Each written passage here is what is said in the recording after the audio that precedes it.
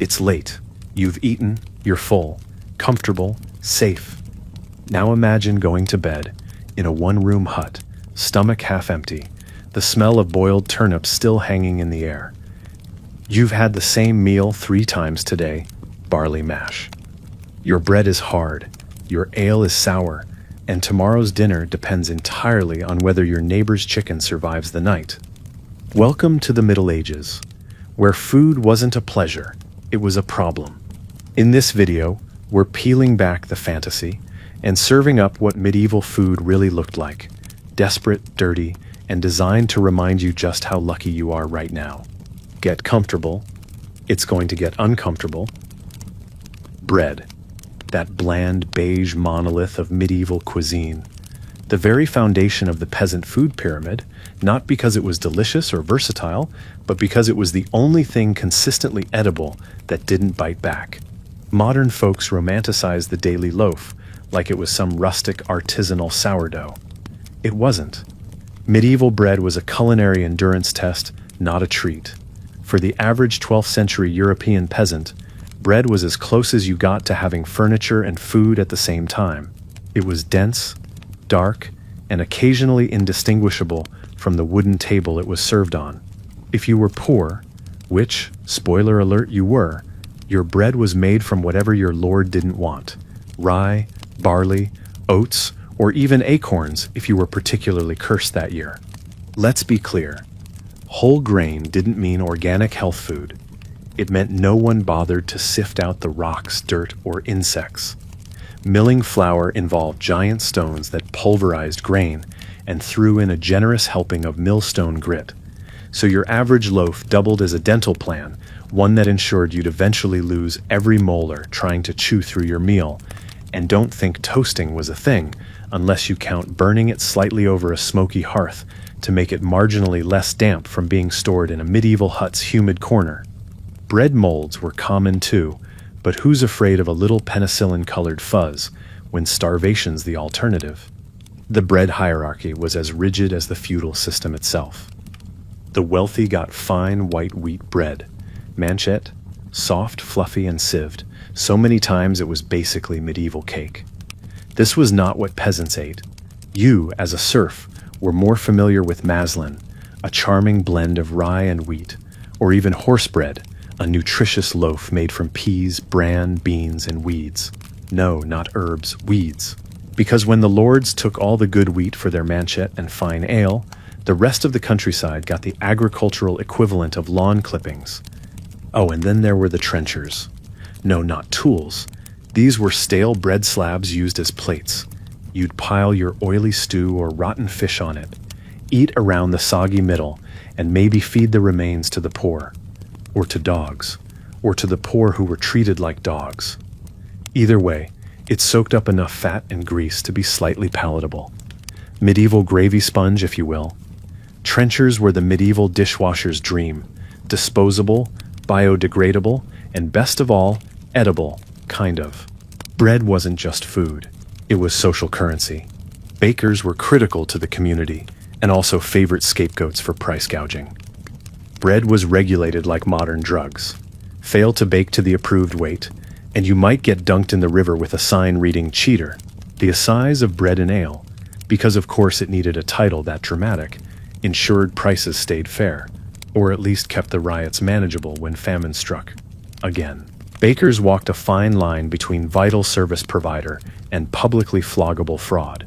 Honestly, you couldn't win. And finally, there was the religious obsession with bread. Not only was it the body of Christ, but it was also a symbol of civilization itself. Breaking bread was sacred, and hoarding it was heresy, unless you were a noble, in which case, hoard away. Monasteries churned out high-end loaves like divine bakeries, while the rest of Europe gnawed on barely risen bricks. The irony? Bread that could feed a village was often locked away behind monastery gates, while peasants picked fungus off their stale loaves and prayed for a decent crumb. In short, medieval bread was omnipresent, essential, and consistently disappointing. It was the culinary wallpaper of the Middle Ages, always there, always brown, and never as good as you hoped. It filled bellies, broke teeth, and if you were lucky, didn't give you ergot poisoning. That's right. Sometimes moldy rye came with a bonus psychedelic trip or death. Fun times. But hey, it was food, sort of. Meat in the Middle Ages was like a decent internet connection in rural Scotland today. Technically possible, but good luck getting it regularly. For the majority of medieval people, meat wasn't dinner, it was an event. Something that happened on feast days, weddings, or when something unfortunate happened to the livestock. And even then, you weren't carving into a juicy sirloin. You were more likely gnawing on boiled bone scraps, dried sausage with the consistency of rope, or stringy bits of suspicious origin, floating in a broth that had ambitions of being soup but lacked the funding. Let's begin with the upper crust, literally the 1%. These folks ate meat like it was their divine right. Because, well, it basically was. Nobles gorged themselves on venison, wild boar, roasted swan, and peacock. Yes, peacock. Because what's more appetizing than chewing on an animal best known for looking like a Lisa Frank folder? These extravagant meals were less about flavor and more about flexing. Roasting entire animals whole, often redressed in their own feathers post-cooking, wasn't about taste. It was a medieval power move. I can afford to kill and eat beauty itself. There's your Game of Thrones realism for the day. Now, if you were lucky enough to work in the noble kitchens, or unlucky enough to live downstream from them, you might get scraps. Real meat scraps. Not figurative, literal. Things like lights, lungs, pluck organs, feet, tails, and anything else that could be vaguely chewed or boiled into submission. Enter the world of pottage, an all-purpose stew that was medieval cuisine's answer to, we have absolutely nothing left, except this hoof and some barley. It cooked all day, got topped up endlessly, and often became more bacterial ecosystem than meal. But it was hot and had flavor, which made it luxury for anyone not titled Sir. Let's not forget the ecclesiastical meat ban, because nothing says penance like being told God disapproves of pork chops. Fridays, Lent, Advent, basically any time the church was feeling puritanical, you were expected to go vegetarian. Well, not really vegetarian. Fish was fine for reasons that remain religiously bureaucratic and scientifically baffling, which is why fish became medieval Europe's favorite workaround. Even beaver tails were approved, since some monks argued they were basically fish. Yes, really, monastic logic could turn anything into seafood if you squinted hard enough and held a crucifix. Hunting your own meat was technically an option, in the same way that stealing a Ferrari is technically an option. Game laws were rigid. Forests were property of the nobles. Poaching was a capital offense, so unless you wanted to lose a hand or your head, you stuck to smaller, more pathetic targets. Rabbits if you were lucky, rats if you were realistic. Traps, snares, and slings were the tools of the poor man's hunt. You might bring down a bird if it was distracted or old, or both. And even then, you had to hide the evidence, cook it fast, and pray no one asked what you were eating. Preservation was the other issue. Meat went bad faster than a nobleman's vow of chastity. So it was salted, dried, smoked, or buried in lard until it resembled something vaguely edible. Bacon wasn't the crispy, Instagrammable strip you know today. It was a waxy, fatty slab that had to be boiled first to remove the salt, then cooked again if you wanted it to not taste like a salt lick. Most preserved meats were chewy, overly brined, and cost more than you'd care to admit. Still, people ate them with the desperation of folks who tasted famine, because they had. And yet, meat, real meat, held an almost mythical place in the medieval imagination. It represented wealth, health, virility, and divine favor. The more you had, the more God apparently loved you. Feasts were rituals of meat worship. Meanwhile, peasants dreamed of it, begged for it, and occasionally revolted when denied it. In the end, medieval meat wasn't just food, it was ideology on a platter. And most of Europe was stuck licking the bones. Water in the Middle Ages had one job: give you dysentery. It succeeded spectacularly. You'd think a species that mastered castles and cathedrals could handle basic hydration. But no, Rivers were open sewers. Wells were shallow bacterial hot tubs, and clean water was a concept that existed only in miracles and legends. Enter ale, the barely alcoholic, bread-adjacent drink that fueled an entire continent. It was breakfast, lunch, and dinner. It was medicine, social lubricant, and child-rearing tool. That's right, toddlers drank ale, because if they didn't, they'd be dead before the next harvest. Cheers. Let's clarify. We're not talking about your double-hopped IPA that tastes like botanical shampoo and costs $11 a pint. Medieval ale was flat, cloudy, and warm. Always warm. Refrigeration was a fantasy, and carbonation was a sin against nature. Made from barley, water, and sometimes oats or wheat, ale was boiled during brewing, which conveniently killed off most of the waterborne diseases and only some of the hope. It had the alcohol content of sad wine, around 2–4%, but when you're dehydrated, malnourished, and haven't bathed in a week, that's more than enough to knock your socks off, assuming you had socks. Everyone drank it. Nobles, peasants, monks, kids, pregnant women. Ale was the liquid bread that kept society from collapsing into a pile of typhoid. But not all ale was created equal. The poor made theirs in small batches, often at home or via the village brewwife, a woman who brewed ale in quantities just large enough to keep the neighborhood alive and buzzed. Her job was crucial, her hygiene standards negotiable. Brewing took hours of boiling and fermenting in wooden casks, and quality varied wildly. Some ale tasted like sour porridge, some was indistinguishable from dishwater. But it was wet, and it didn't kill you, which made it Michelin star-worthy by medieval standards. Now, for the fancy folk, there was beer. Yes, different from ale. Beer had hops. Hops acted as a preservative and gave it a bitter, complex flavor that modern drinkers pretend to enjoy. In the early Middle Ages, beer was mostly a Germanic affair, and the English sniffed at it like it was foreign nonsense. But by the 14th century, hopped beer was spreading across Europe like a highly infectious microbrew trend, and by the 15th, it was all the rage. Monasteries embraced beer brewing with holy enthusiasm. It didn't just pay the bills, it made monks some of the most advanced brewmasters of the day. Divine intervention via fermentation. Brewing wasn't just a domestic activity, it was also political. Towns regulated ale quality and pricing with near-religious fervor. Ale tasters were actual officials employed to walk around, sample neighborhood brews, and make sure no one was getting high off rat poison. If your ale was too weak, too strong, or too filthy, you could be fined or publicly shamed. And in some cases, you'd be dunked in the river. Medieval Yelp, essentially. If you wanted to sell it commercially, you needed a license. This wasn't just a drink, it was infrastructure. Of course, there were consequences. Constant low-grade inebriation was basically the medieval norm. People weren't hammered, just gently, perennially buzzed. This made for a society that was both sluggish and surprisingly functional, kind of like a nation of hungover marathon runners. Accidents, poor decisions, and drunken violence weren't bugs in the system, they were features. But the alternative was cholera. So really, it was a win-win. You didn't live long enough to develop a drinking problem, and dying with a belly full of ale was better than dying with your mouth full of river sludge.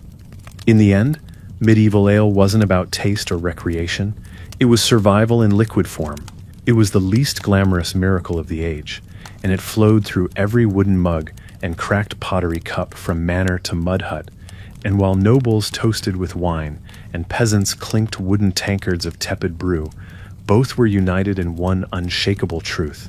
At least it wasn't the water. Dairy, the food group that's either a divine blessing or a gastrointestinal war crime, depending on your intestinal fortitude. In the Middle Ages, dairy was a strange beast. For the peasantry, it was one of the few protein sources that didn't involve catching or killing something. For the nobility, it was rustic, common, and best left to the lower classes. That's right, rich people looked down on milk and cheese like they were food for peasants. Which, to be fair, they were. But when your diet otherwise consists of damp barley mush and cabbage, a lump of cheese is a Michelin-starred miracle. Let's start with milk, the least trustworthy liquid of the era. Milk was for calves first, children second, and desperate adults a distant third. It spoiled faster than a noble heir, and didn't store well, unless your idea of storage was let it curdle and see what happens. Without refrigeration, raw milk turned sour in mere hours, which meant it had to be used quickly, usually for butter, cheese, or a thick lumpy drink with the consistency of regret. If you drank it fresh, you risked everything from stomach rot to full-blown food poisoning. But hey, at least it wasn't river water. Butter, on the other hand, was gold. Actual spreadable gold. Making it involved churning milk until your arms fell off, then praying the end result didn't go rancid overnight. Salted butter lasted longer, but salt was expensive, and monks weren't handing it out like candy. Butter was valuable enough to be used as rent or tithe. That's right, in medieval Europe, you could literally pay your landlord in dairy fat. Some monasteries even took it as a substitute for penance, which really tells you something about how miserable Lent must have been. Forgive me, Father, for I have churned. Cheese was the medieval answer to refrigeration.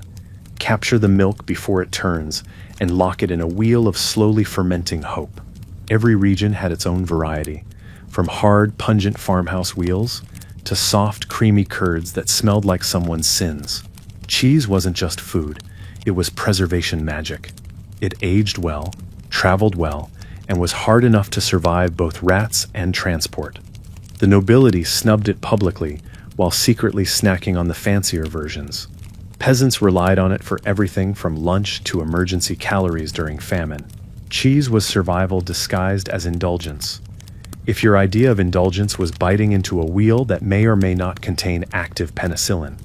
Then there was whey, the sad byproduct of cheese making. Poor peasants didn't waste it. They used it for soups, breads, animal feed, and probably as a skin treatment because why not? Cottage industry wasn't a trend, it was how you didn't die. Women often handled dairy production at home, churning butter and stretching cheese into something vaguely nutritious between field labor and childbirth. The result? Medieval feminism, lactose addition. Of course, none of this was glamorous, milking animals in a smoky, unventilated shed, with fleas and mud, wasn't exactly the bucolic fantasy you see in folk paintings. And let's not forget the goats. Cows were expensive, needed grazing land, and tended to die on you out of spite. Goats, on the other hand, were cheap, hardy, and willing to eat anything short of roofing tiles. Their milk was tangier, their cheese funkier, and their general demeanor straight up demonic, but they were essential, especially in mountainous or rocky terrain, where cows would just roll downhill and die. Goat milk products were vital to the rural diet, whether or not you could stomach them. And if you couldn't, too bad, you still ate them. So yes, dairy in the Middle Ages was equal parts salvation and bacterial roulette. It fed the poor, embarrassed the rich, and gave medieval humanity just enough calories to survive another day of plague, war, or taxation. It was the edible middle finger to starvation. Warm, sour, and clinging to your beard long after you'd eaten it. Modern people like to imagine medieval vegetables as organic and farmed to table. Technically true, but that's like saying a slap in the face is hands-on therapy. Yes, they were organic, in the sense that no one could afford fertilizer and everything came caked in mud, but vegetables weren't some colorful celebration of health and vitality. They were survival fuel, bland, fibrous, overboiled fuel. If meat was a feast, vegetables were punishment. They were what you ate when you had nothing else, or what you buried under a week's worth of lard to pretend it tasted like something. Let's get the fantasy out of the way. No, medieval peasants were not snacking on heirloom tomatoes, avocado toast, or kale smoothies. Tomatoes hadn't even made it to Europe yet. Avocados were busy growing in Mexico, and kale existed, but it was treated with all the enthusiasm of cold bath water. Common vegetables included onions, leeks, cabbage, turnips, and beans. Lots of beans. You might get a parsnip or beet if you were lucky, but mostly it was whatever could survive a frost and didn't require noble permission to pick. You grew it, you boiled it, you ate it, and you prayed it didn't give you the runs.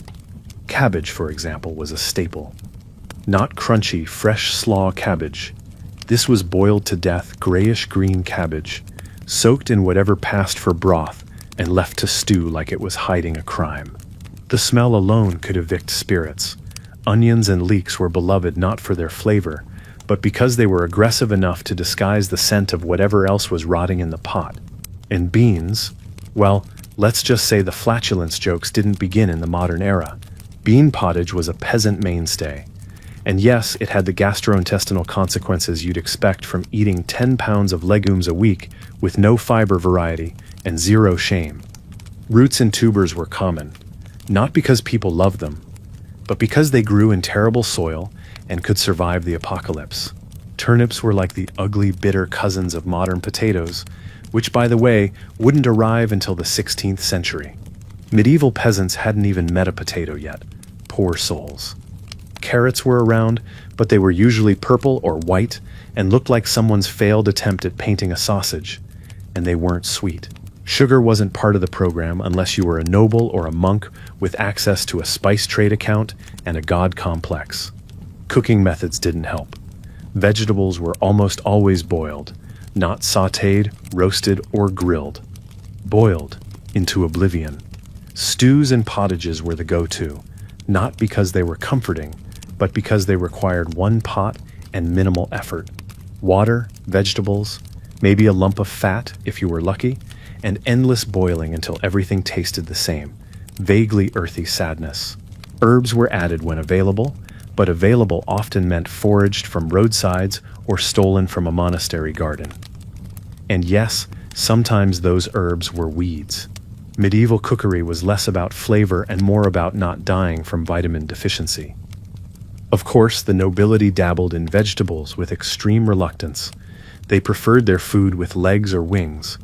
When nobles did eat vegetables, they were often served in elaborate dishes with spices from across the known world. Because nothing screams, "I hate this ingredient," like smothering it in imported saffron. Vegetables were considered low status, the culinary equivalent of hand-me-down shoes. Even during Lent, when meat was banned, the upper classes tried to disguise their penitence with the most exotic veggie dishes they could afford. Anything to avoid looking like a peasant, even while technically eating the same food. In the grand scheme, vegetables were the backbone of the medieval diet, not because people adored them, but because they were the only thing that grew with any consistency in dirt-filled backyards, monastic gardens, and communal plots. They weren't trendy or beautiful or sexy. They were practical, ugly, and mandatory. And that, perhaps more than anything, sums up the medieval food experience, doing what you had to with what little you had and lying to yourself about how good it tasted. Nothing screams religious obligation quite like a lukewarm plate of boiled fish. In the Middle Ages, fish wasn't so much a meal as it was a moral compromise, the edible equivalent of confessing your sins while holding your nose. Thanks to the church's never-ending list of fast days, meat was off limits for roughly half the year, depending on how much you sinned and how creative your local bishop was feeling. But God, in his infinite mercy, declared fish to be spiritually acceptable. Why? Because apparently anything that looked miserable enough in life deserved a place on the penitential menu. Now, if you lived near the coast or a river, you might assume this was a blessing. It wasn't. Yes, fish were there. Yes, people fished. But catching, preserving, and eating them was its own circle of logistical hell. Fresh fish spoiled faster than a noble marriage, so unless you lived close enough to yank it out of the water and throw it straight into a pot, you were eating the salted, dried, pickled, or smoked version, lovingly known as flavorless leather, cod, herring, eel, lamprey, the classics. Not because people adored the taste, but because they were available, impossible to kill permanently, and just bland enough to make you forget you had taste buds. And let's talk about preservation, shall we? Salted fish were brick-like slabs of protein that had to be soaked, rinsed, boiled, and sometimes exercised before consumption. The salt was often so intense it could double as a meat preservative and an exfoliant. Stockfish, dried cod, that resembled petrified driftwood had to be beaten with a hammer before cooking. Imagine tenderizing your dinner with medieval construction tools before choking it down with a grimace and a prayer. That's not a meal. That's a form of penance. And this was considered better than starving. Of course, if you had money, and let's be honest, most people didn't, you could get fancy fish, sturgeon, sole, or even imported sardines. Monasteries had the best setups. Monks were technically bound to the same dietary restrictions, but they quickly figured out how to game the system. They built fish ponds, stocked them with carp and eel, and created a monastic fish-based food economy. Some even had dedicated fish cooks, because nothing says humility like an indoor chef preparing trout 40 different ways to avoid meat on a Thursday.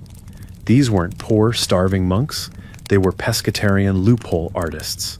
For the average peasant, fishing wasn't always an option. Lords owned the rivers, remember?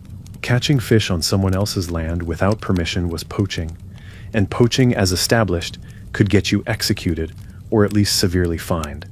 So most people relied on market fishmongers or preserved bulk stock that had traveled hundreds of miles. You didn't get to choose what you ate. You got whatever didn't rot on the way to your mud hut. If it was fish, you were grateful in that grimacing while chewing something that smells like old socks kind of way. And don't think this was a seasonal treat.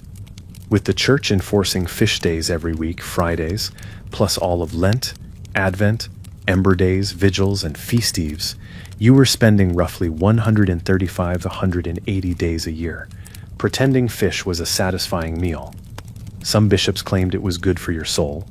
Others probably just wanted to corner the salted herring market. Either way, you were stuck boiling eel for the 5th time that month and wondering if salvation was really worth the aftertaste. So no, medieval fish wasn't the fresh, flaky, Instagram-worthy seafood platter of your coastal brunch fantasy. It was penitential protein, sanctified jerky, and salt-soaked monotony. It kept people alive, fulfilled religious obligations, and ensured that every feast day involving meat felt like a divine miracle. Fish was a necessary evil, and the church, in all its wisdom, made sure you swallowed it spiritually and literally. Eggs are often hailed as the perfect food, portable, self-contained, versatile. And in the modern world, they're cheap, the go-to protein when you're broke, but still clinging to nutritional dignity.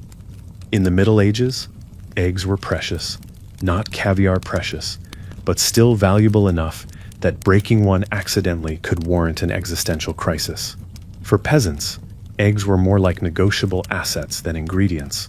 If you had them, you were rich in calories. If you sold them, you might afford a threadbare tunic that didn't smell like despair. Either way, the egg wasn't just breakfast, it was strategy. Now, chickens did exist, and they laid eggs, but people forget. Medieval chickens were not the plump, hyper-efficient, factory-modified egg bombs we know today.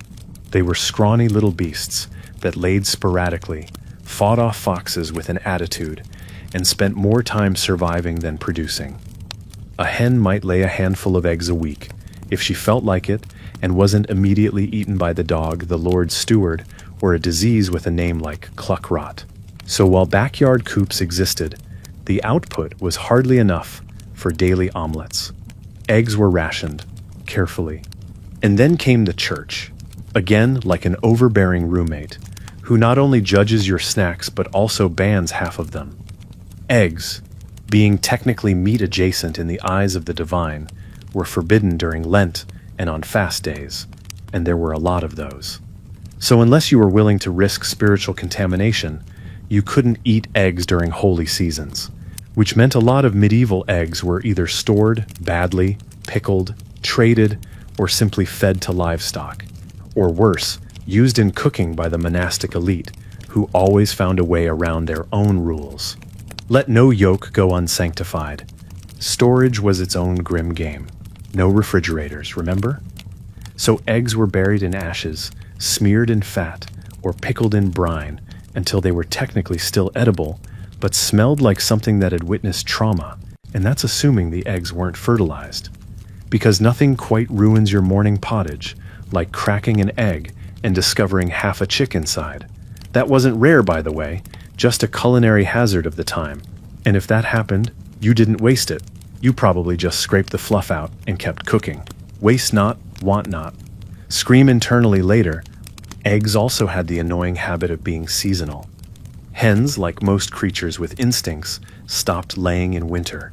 So during the cold months, you were on egg rations. And during spring, just in time for Lent, the hens started laying again, and you weren't allowed to eat them, because nothing says holy suffering like a fresh, forbidden egg staring you down from your storage shelf. Some clever types got around this by donating eggs to the church, because bribing God with poultry products was totally normal, or preserving them in increasingly questionable ways until the holy days lifted and culinary vengeance could be exacted. As for cooking, there were no non-stick pans, no fluffy quiches, and certainly no brunch. Eggs were boiled, fried in whatever fat you could wring from a pig or a greasy pan, or baked into dough-heavy pies that resembled weaponized pancakes. Egg-based custards existed, but only for the rich, and even then, they were loaded with sugar and spices, making them more status symbol than dessert. For the average peasant, an egg was either hard-boiled until it resembled chalk, or scrambled into a pasty mash and eaten with bread so stale it required dental forgiveness. So yes, medieval eggs were food, but also currency, contraband, sacrifice, and occasionally land tax. They symbolized wealth, fertility, religious struggle, and Sunday lunch all in one fragile shell. You didn't just eat an egg, you participated in a cycle of scarcity, faith, and cracked moral ambiguity. And if you dropped one, you probably cried, quietly, into your cabbage pottage. In today's world, fruit is practically a lifestyle.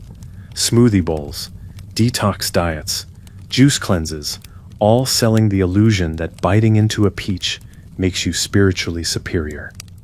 But back in the Middle Ages, fruit wasn't your Instagram aesthetic.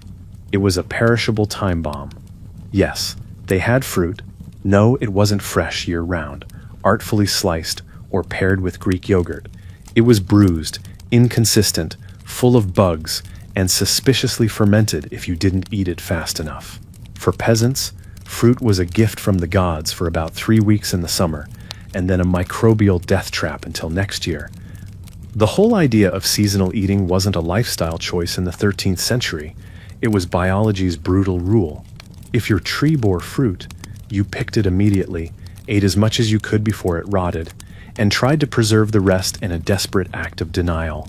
Apples, pears, plums, cherries, and berries, mostly wild, small, and full of seeds, were common across Europe. But by common, we don't mean abundant. We mean if you had access to an orchard, or enough spare time to scavenge a forest without being arrested by a landowner, you might enjoy some fruit, once, maybe twice a year. Preservation was the real challenge. You couldn't just toss your apples into a crisper drawer and call it a day. Drying, pickling, fermenting, or turning them into jam were your only options, all of which required time, materials, and sugar. And sugar, in medieval Europe, was rarer than honesty in politics. So jams and preserves were for the rich. For everyone else, preserved fruit meant shriveled rings of apple strung up over a smoky hearth, or a barrel of fermenting pears you swore tasted better last week. If it didn't have visible mold or crawl away on its own, it was considered edible. Speaking of fermentation, fruit wine and cider were the closest things peasants had to joy. Grapes were grown, yes, but in controlled, often noble-run vineyards. Peasants made their own booze from what they had. Apples, pears, berries, or whatever fermented without catching fire. Apple cider wasn't just a pleasant fall beverage. It was liquid fruit insurance, consumed instead of water and used to preserve calories in the least miserable way possible. And it got you buzzed. Which, if you've been chewing on dried turnip skins all winter, is basically euphoria. Fresh fruit, ironically, was often mistrusted by the educated elite. According to medieval medical theory, that delightful cocktail of Galen and guesswork, raw fruit was cold and moist in nature, and therefore dangerous unless corrected with heat, spices, or sugar. This meant pears were better poached, apples better baked, and berries preferably drowned in wine. Eating fruit straight off the tree? Barbaric?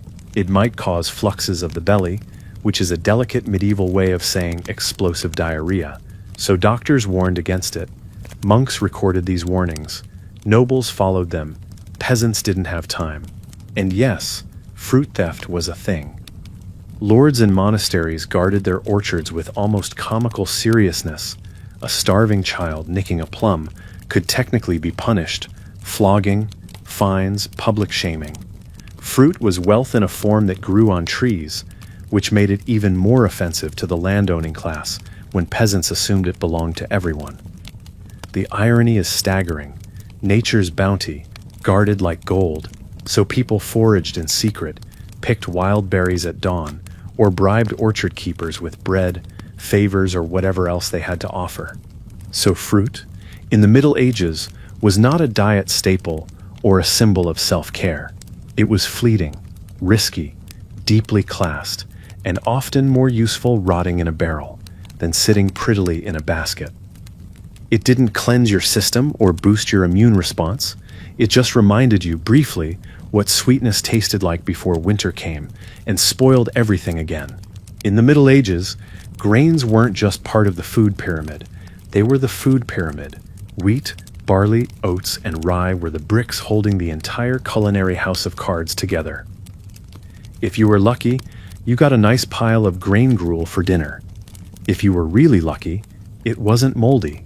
There's a modern fantasy that medieval folks were out in the fields, joyfully threshing golden wheat and baking crusty loaves like it was a folklore album cover.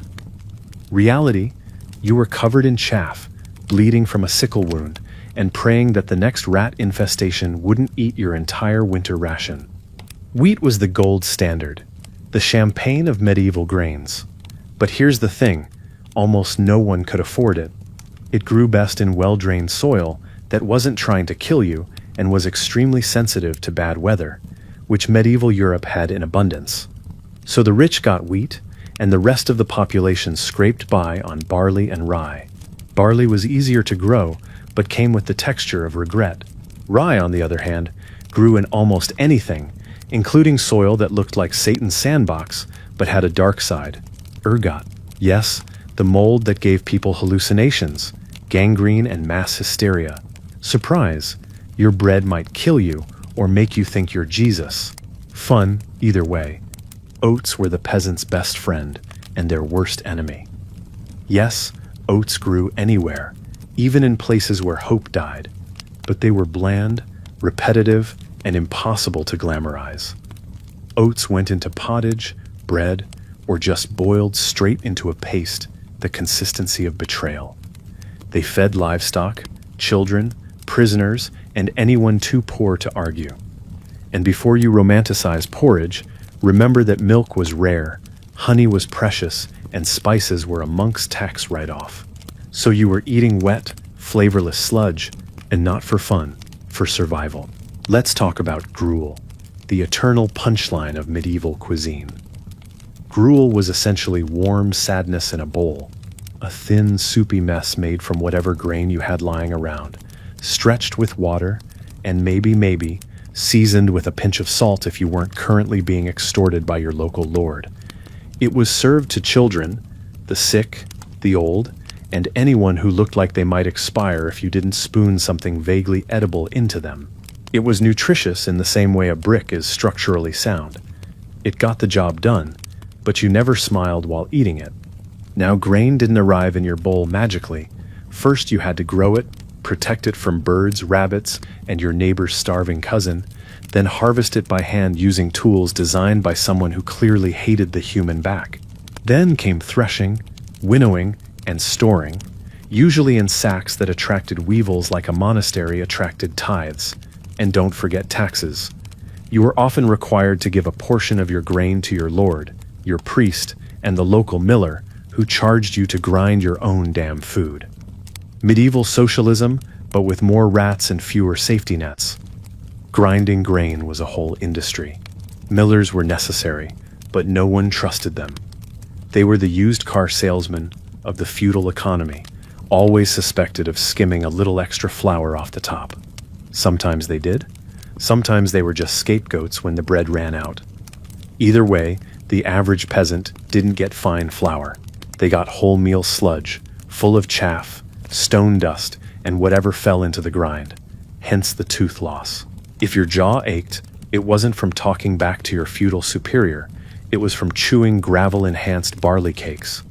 In the end, grains were the foundation of the medieval diet, not because they were loved, but because they were available, durable, and just nutritious enough to keep you staggering through another week of famine, plague, or church-sanctioned fasting. They weren't celebrated. They were endured. You didn't eat grains for flavor or pleasure. You ate them so you wouldn't die, and even that wasn't guaranteed. In the modern kitchen, spices are casual. You toss in some pepper, maybe a pinch of cinnamon, and boom, you're a home chef with Instagram flair. In the Middle Ages, spices were not casual. They were power. They were wealth. They were a deeply aromatic screw you to anyone too poor to own a peppercorn. Spices were the edible equivalent of a velvet robe and a divine right. They didn't just season your food, they seasoned your social rank. Because nothing said I've never plowed a field in my life quite like dumping a handful of imported cloves onto your roast peacock. Let's clear something up. The medieval obsession with spices had almost nothing to do with covering up the taste of rotten meat. That old myth is like saying Elon Musk bought Twitter because he enjoys microblogging. No, people, at least the rich ones, didn't eat spoiled food if they could help it. Spices were about ostentation. Imported from as far away as India and the Spice Islands, they cost a fortune. Pepper was counted out like coins. Nutmeg could buy you livestock. Saffron, you might as well have sprinkled your stew with unicorn dandruff for all its rarity. The big players were pepper, cinnamon, cloves, ginger, mace, and nutmeg. Less common, but still holy grail level, were cardamom, galangal, and grains of paradise, the medieval equivalent of naming obscure wines to impress your dinner guests. These spices were transported overland by caravans or via ships through Byzantine, Arab, and later Venetian intermediaries. Every spice that reached Europe had passed through the hands of at least 5 merchants, 2 kingdoms, and probably 1 crusade. By the time it got to your table, it had traveled more than most medieval peasants did in their entire lives. And let's not forget saffron. Saffron was the crown jewel of medieval flavor, not because of taste, but because of color. Its golden hue signaled wealth, splendor, and the kind of disposable income that let you dye your food while others died from hunger. Nobles dumped saffron into sauces, stews, custards, and even bread, because nothing says status like eating yellow. Recipes were less about taste and more about balance, not culinary balance, mind you, but humoral balance. According to medieval medicine, every spice had qualities: hot, cold, dry, moist, and had to be paired accordingly, lest your soul fall out of alignment with your bile. Spices also had religious and medicinal significance. They were burned in churches, used in love potions, rubbed on the sick, and occasionally sold by monks who claimed they could heal your humors and probably your credit score.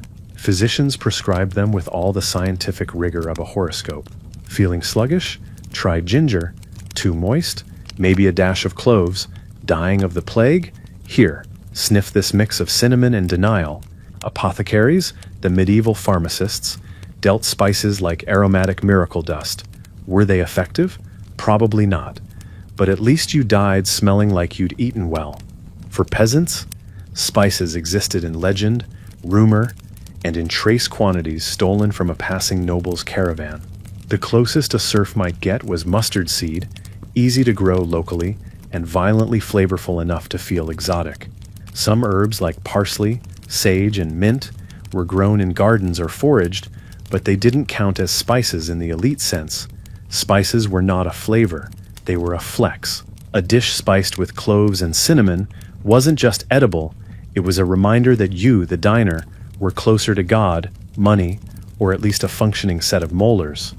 In short, spices in the Middle Ages were rarely about food and always about everything else. Class, medicine, vanity, penance, trade, illusion, and control. They flavored meals, masked ego, and built empires. You didn't season to taste, you seasoned to conquer. And if you were a peasant, your palate wasn't underdeveloped, it was just excluded. If you've ever tried intermittent fasting, because some wellness guru said it'll cleanse your toxins, congratulations, you've lightly dabbled in medieval suffering. Fasting in the Middle Ages wasn't about detox or mindfulness. It was theology with a side of malnutrition. The church turned eating into a moral battlefield, where chewing the wrong thing on the wrong day could condemn your soul to purgatory. And because medieval logic loved a loophole, fasting didn't mean not eating. It meant not eating certain things, or eating them in weird, socially performative ways. Enter fish, almond milk, and every dishonest substitute the medieval world could stir into a pot. Let's get the rules straight. Fasting days were when you couldn't eat meat, dairy, or animal fat. Sounds simple, right? Wrong. There were over 150 fast days a year, not counting local saints' days, additional monastic rules, or personal penance. Fridays were fast days, so were Wednesdays in some areas. Lent was 40-plus days, Advent, Ember days, Rogation days, it never stopped. For monks and nuns, it was even worse. You could go half the year without meat, which turned your pantry into a performance of theological gymnastics. Because when the church said no animal products, the rich heard time to invent workarounds. One of those workarounds was almond milk, medieval Europe's first hipster food. Not because of lactose intolerance, but because it wasn't dairy and therefore didn't offend God on fast days. Almonds were expensive, so this wasn't a peasant trick. Almond milk was made by grinding almonds into pulp and steeping them in water to make a thin, chalky white liquid that could be used in stews, sauces, and dubious custards. It was basically water with prestige.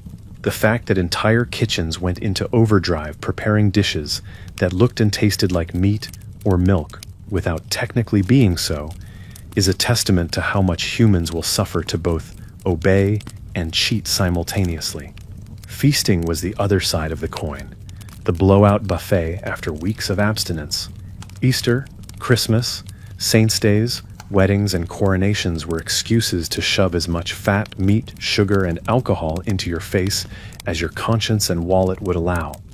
While fasting made you holy, feasting proved that you were holy and rich. Nobles held multi-day feasts where entire animals were roasted, pies were baked with live birds inside. Yes, that was a thing, and desserts came with more gold leaf than actual flavor. These were not meals, these were edible declarations of power, excess, and divine favor. For peasants, feasts were rare but deeply memorable. You might get salted meat, a richer pottage, maybe a bit of honey cake if the parish was feeling generous. More often, you watched your betters gorge themselves while you clapped along and hoped for leftovers. Church feasts were more accessible, communal meals served by monks or funded by local lords to show off their piety. Sometimes these were the only moments a poor family would eat meat all year. The message was clear.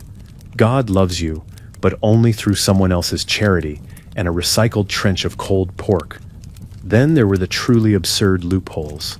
Beavers, for instance, were declared fish because they swam and had tails, so monks could eat beaver during fasts without breaking the rules. The church eventually had to clarify that no, mammals were not fish, but not before entire monastic communities had enjoyed decades of rodent-based piety. Barnacle geese were another favorite because they supposedly grew on trees and fell into the sea. Some claimed they weren't born like other animals and therefore didn't count as meat. It's almost impressive how much theological acrobatics went into justifying a roast. So, medieval fasting wasn't just a food rule, it was a cultural performance. It shaped agricultural cycles, trade, menus, and even animal classifications. It created demand for fake dairy, fake meat, and fish with fur. It was part spiritual discipline, part social control, and part religious cosplay with dinner. And for most people, it was just another hoop to jump through while trying not to starve. Monks weren't supposed to enjoy food. Their job was prayer. penance, copying manuscripts, and looking sufficiently gaunt. But take one peek into a medieval monastery kitchen, and suddenly the vow of poverty looks suspiciously well fed. Far from starving in sackcloth, many monks ate better than 90% of Europe, all under the divine cover of spiritual discipline. The monastic diet, on paper, was ascetic and meat-free. In reality, a meticulously crafted buffet of fish loopholes, cheese-heavy indulgence, and bread soft enough to make peasants cry. It started with the rule of Saint Benedict, that spiritual instruction manual from the 6th century that said monks should eat simply, avoid meat from four-legged animals, and only eat twice a day. Sounds holy, right? In practice, this simplicity involved multiple courses, abundant ale, and kitchen staff that could have been recruited by Michelin. Meat was banned, so monks leaned heavily into fish, lots of it, fried, poached, jellied, stewed. Eel became a staple, along with pike, carp, and anything else that swam and didn't offend canon law. And when that got boring, the creative chefs of Christ made almond milk fish sauce and mock meat pies that technically passed theological scrutiny, sort of. But the real joy of the monastery was structure, not just in prayers but in dining. Meals were scheduled, portioned, and conducted in near silence while someone read aloud from scripture. Which sounds grim until you realize those portions could involve 3 courses per meal and extra servings if you were elderly, sick, or important. Spoiler, nearly everyone in the monastery found a way to qualify. There was even a second kitchen in larger monasteries, the Misericorde, where meat was secretly cooked for those too weak to survive on fish and vegetables, which, by a shocking coincidence, included a lot of monks. Don't imagine a few simple cauldrons and crusts of bread. Monastic kitchens could rival castle ones, especially in the larger orders. They had bakehouses, brewhouses, fish ponds, storage cellars, granaries, spice rooms, and buttery rooms, not for butter, but for wine and ale. The Cluniac and Cistercian orders, among others, kept detailed inventories that included everything from imported spices to barrels of herring. They fed guests, officials, and sometimes the entire local community. Charity, yes, but also PR. Feeding peasants once a year looked very Christian from the bishop's perspective. Plus, it kept the torches and pitchforks at bay. Monks brewed some of the best ale in Europe, partly because they had the time and resources, and partly because nothing fuels contemplation like a buzz. Their beer was thick, nutritious, and strong enough to knock the hymnals out of your hands. Even on fast days, they drank it by the pint, because drinking wasn't eating. Technically, bread was freshly baked, often white and soft, a sharp contrast to the coarse, tooth-breaking loaves of the outside world. Cheese and butter were common, eggs, sometimes allowed. Fruit and vegetables were grown in cloister gardens that were, no joke, more carefully maintained than the peasants' entire crop yield. And yet, they got away with it. Why? Because monasteries were centers of learning, spiritual care, and record-keeping. They prayed for souls, treated the sick, and hosted guests. And more importantly, they had money. Monasteries owned lands, collected rents, and functioned as power centers just below the nobility.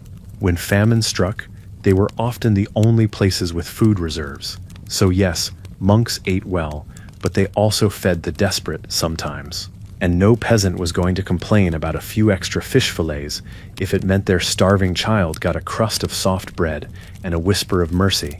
So the monastic kitchen was not some miserable cauldron of boiled oats and regret. It was a paradox, a place where gluttony hid under layers of piety and indulgence was justified with enough Latin. The divine met the decadent, all behind the cloister wall, while the rest of Europe gnawed on bean pottage and wondered what exactly the monks were giving up. If you've ever wondered what happens when a warlord gets bored and discovers table linens, behold, the medieval feast. These weren't just meals. They were edible displays of ego, money, and the complete abandonment of subtlety. Think 10-course dinners where each course could feed a village, punctuated by musical interludes, jugglers, and the occasional live bird leaping out of a pie. Feasts were how medieval nobles screamed, I own land, I have money, and I'm not afraid to eat a roasted dolphin in front of starving peasants. Let's talk scale. A royal feast could last for days, involve hundreds of servants, and require entire departments to plan. We're talking event managers before that was a job, tracking meat deliveries, spice inventories, and entertainment schedules. If you were invited, congratulations, you were either important, useful, or about to be politically blackmailed. If you worked the feast, you were just hoping to survive the next 12 hours without being whipped by a kitchen marshal or trampled by a dancing bear. Yes, those were sometimes real. Nothing pairs with mutton like mild animal trauma. The food itself was less about flavor and more about the medieval obsession with display. Swans were roasted and redressed in their feathers, porcupines were sculpted from minced meat and almonds, and pies were baked with entire live animals inside, pigeons, frogs, even monkeys. Not because it tasted good, because it shocked and impressed. Culinary showmanship was currency. The more bizarre your banquet centerpiece, the more everyone knew just how deep your purse and how shallow your restraint really ran. Guests applauded, whispered about your wealth, and tried not to vomit during the third eel course. Courses were served in stages, each more exhausting than the last. You might start with subtlety, not meaning discretion, but an actual dish called a subtlety, an elaborate edible sculpture, often with religious or mythological themes, dragons made of sugar, castles of pastry, saints carved from butter. Then came the roasts, the stews, the fish, the pies, the tarts, and finally the sweets, all in quantities that bordered on the sacrilegious. You weren't expected to finish. You were expected to marvel, overeat, and drop dead from gout 50 years early. That was status. Of course, none of this could happen without an army of servants. Cooks, scullions, spit boys, pantry clerks, brewers, butlers, servers, carvers, tasters, and the all-important napkin holders. Kitchens were chaos, hot, violent, and dangerous. Spit boys, often children, had to manually rotate meat over open flames for hours. If they passed out from heat, they were replaced, not pitied. Mistakes could cost jobs, fingers, or reputations. The feast was a tightly controlled performance, and one burned sauce could lead to public shaming, or worse, loss of future invitations. In the medieval court, social death was only a spilled gravy boat away. The waste was obscene. Half-eaten loaves, untouched game birds, and discarded sauces piled up in back courtyards like battlefield casualties. Some food was redistributed to servants or the poor, but much of it was tossed, and peasants watching from the shadows weren't clapping for the show. They were wondering how many people could survive off the bones the hounds turned their noses up at. To nobles, the waste wasn't a problem. It was the point. It proved abundance. Feasts weren't about feeding people. They were about reminding everyone who had the money and who had the crumbs. So yes, medieval feasts were impressive, but they weren't elegant. They were loud, messy, brutal affairs, where the line between celebration and overcompensation blurred under heaps of roasted meat and gold-dusted custard. If dinner is a statement, then medieval feasts were war declarations with extra gravy. You didn't attend one to enjoy the food, you attended to be seen and to make damn sure you weren't the poorest one at the table. Behind every overstuffed noble and every bowl of mystery stew was a medieval kitchen, a place so hot, cramped, and dangerous that OSHA would have set it on fire just to put it out of its misery. While castles had great halls full of silk-draped diners pretending to be civilized, the kitchens were brutalist nightmares of fire, blades, screaming, and the eternal smell of burning fat. These weren't quaint rooms with gingham aprons and smiling cooks. These were industrial chaos pits where entire animals were butchered on site, spices were hoarded like contraband, and children rotated meat on spits like they were tiny, soot-covered windmills of trauma. There wasn't one kitchen. There were many. A castle's food operation was practically a city-state. There was a bakehouse for bread, a brew house for ale, a pastry room, a boiling house, a roasting room, a buttery for booze, and a pantry for dry goods. The kitchen proper was where most of the cooking happened. Massive open hearths, roaring with multiple fires, each with a dedicated spit and usually one terrified boy manually turning it for 8 hours. Chimneys were luxury architecture. Smoke filled the room, eyes burned, shirts caught fire, people passed out. And that was on a good day. The hierarchy was military. At the top, the master cook, a combination chef, manager, and tyrant. Below him, assistants, scullions, potboys, and runners. The scullions had the worst job, cleaning, and in the Middle Ages, cleaning meant hauling greasy water, scrubbing pans with sand and ash, and praying that the rats didn't bite you in the dark. Potboys were responsible for heating, lifting, and moving cauldrons of boiling stew with zero safety equipment. More than one medieval cook went blind from hot fat splatter or burned his hands so badly that he ended up a cautionary tale. The only people with clean hands were the ones doing the yelling. Storage was a nightmare. Fresh ingredients had a shelf life of approximately 6 seconds. Meat was salted or smoked and hung from ceilings where flies and rodents treated it like an all-inclusive resort. Spices were locked away because they were worth more than the people cooking with them. Flour had to be kept dry, which was hilarious in damp stone buildings. Bread went stale, vegetables rotted, and dairy curdled. Refrigeration didn't exist, so everything was either eaten quickly, buried in salt, or served aged, which is medieval for, "You'll probably be fine." And then there was hygiene, or rather, the complete absence of it. Kitchens were built for volume, not cleanliness. Floors were dirt or stone, usually slick with grease, blood, and God knows what else. Knives were wiped on aprons, or not at all. Water, if it came from a well and not the nearest disease stream, was used sparingly. Hand washing was a luxury. You bled into your work, sometimes literally, and kept going because food had to be on the Lord's table by sunset, or someone was getting whipped. The fact that any of it was edible by the time it left the kitchen is a minor miracle of medieval resilience. And don't think peasants were spared. In village homes, kitchen meant hearth. One fire in the center of the room where food was boiled, meat was smoked, if you had any, and children were routinely scalded while running past. Pots were heavy iron or cheap clay, usually cracked. Wooden utensils were common, and occasionally gnawed on by rats when you weren't looking. Cooking took hours, and you had one shot to get it right. Burn the barley? Too bad. That was dinner and probably breakfast tomorrow. Everything was cooked in the same pot. Stew, porridge, broth, all blended into one glorious, undistinguished meal called edible. So the kitchen wasn't a haven. It was a furnace-powered gauntlet, a war zone of dripping meat, boiling oil, and stressed-out cooks praying that the bread rose, the Lord was distracted, and the rats didn't drag off the cheese. It was the beating, burning heart of medieval food, and no one walked away from it without scars. Pottage was not a dish. It was a concept, a lifestyle, a slow-moving culinary sludge that embodied the medieval experience better than any poem or plague record ever could. Everyone ate it. Peasants, monks, sickly nobles pretending to fast. It was always there, always bubbling, always vaguely edible. Imagine if oatmeal, vegetable stew, and despair had a baby, and then left it on the fire for 6 hours. That's pottage.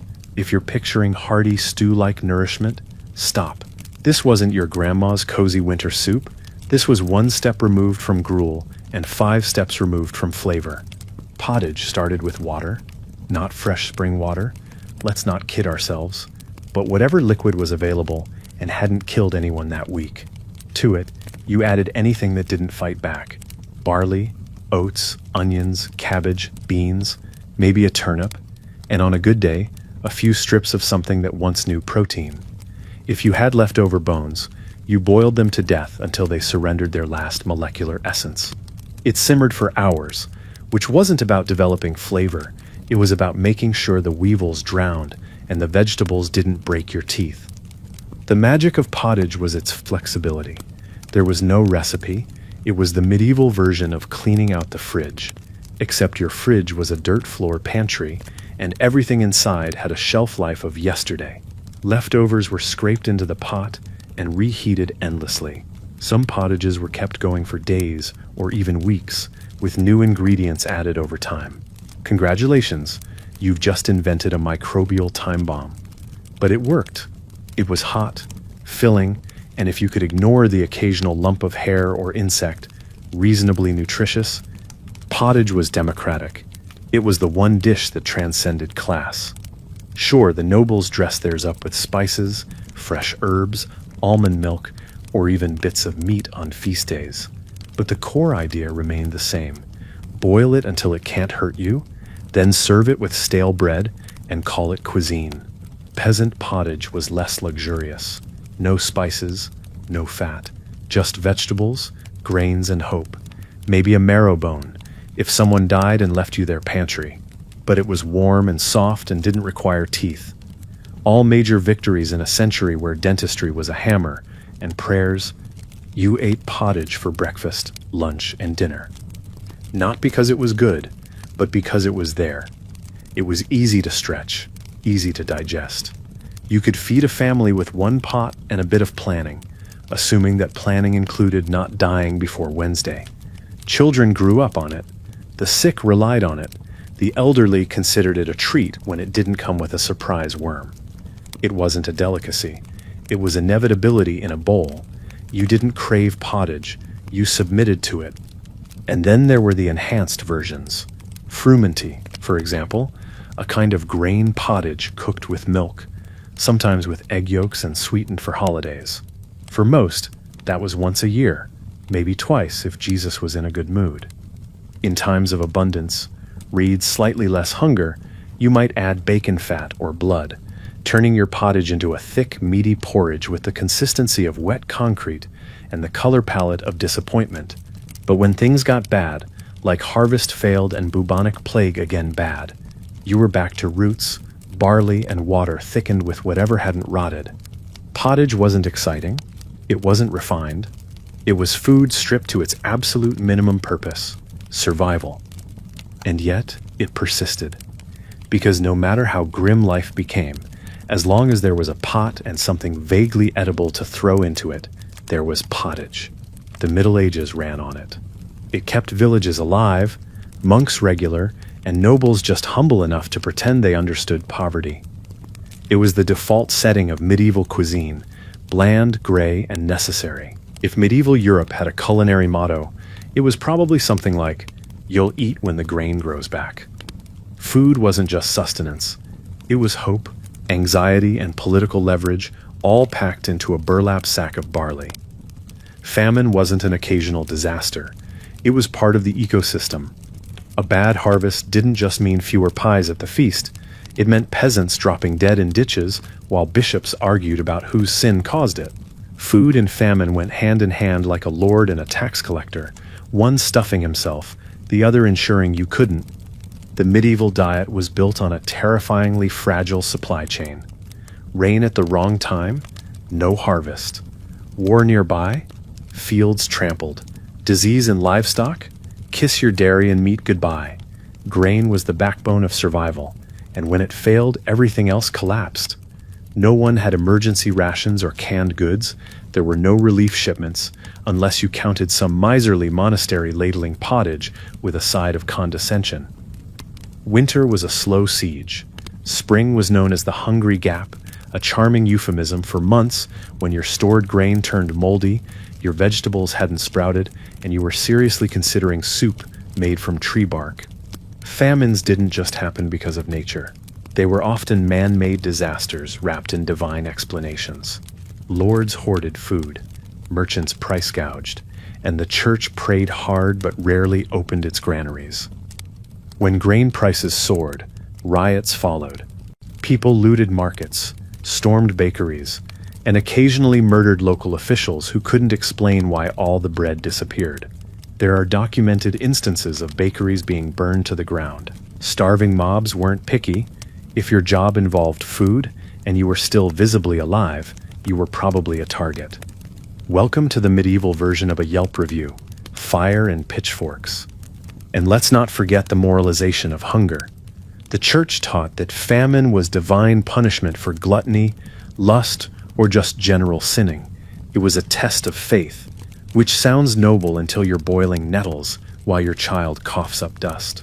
Religious elites gave sermons on the spiritual benefits of suffering while snacking on almond paste pastries behind the altar. Monks prayed for rain. Nobles hunted deer. Peasants tried to digest leather shoes. Suffering was the norm. Eating daily? That was luxury bordering on arrogance. The Great Famine of 1317 was the gold standard of food collapse. It rained nonstop for years. Crops failed, animals died, and grain prices quadrupled. People ate cats, dogs, and allegedly each other. Cannibalism was whispered about, written down, and then conveniently forgotten by the same monks who insisted, God is good. Corpses were dug up for marrow. Parents abandoned children. Children abandoned hope. And all of it because the food system operated on a knife's edge and the knife had just slipped.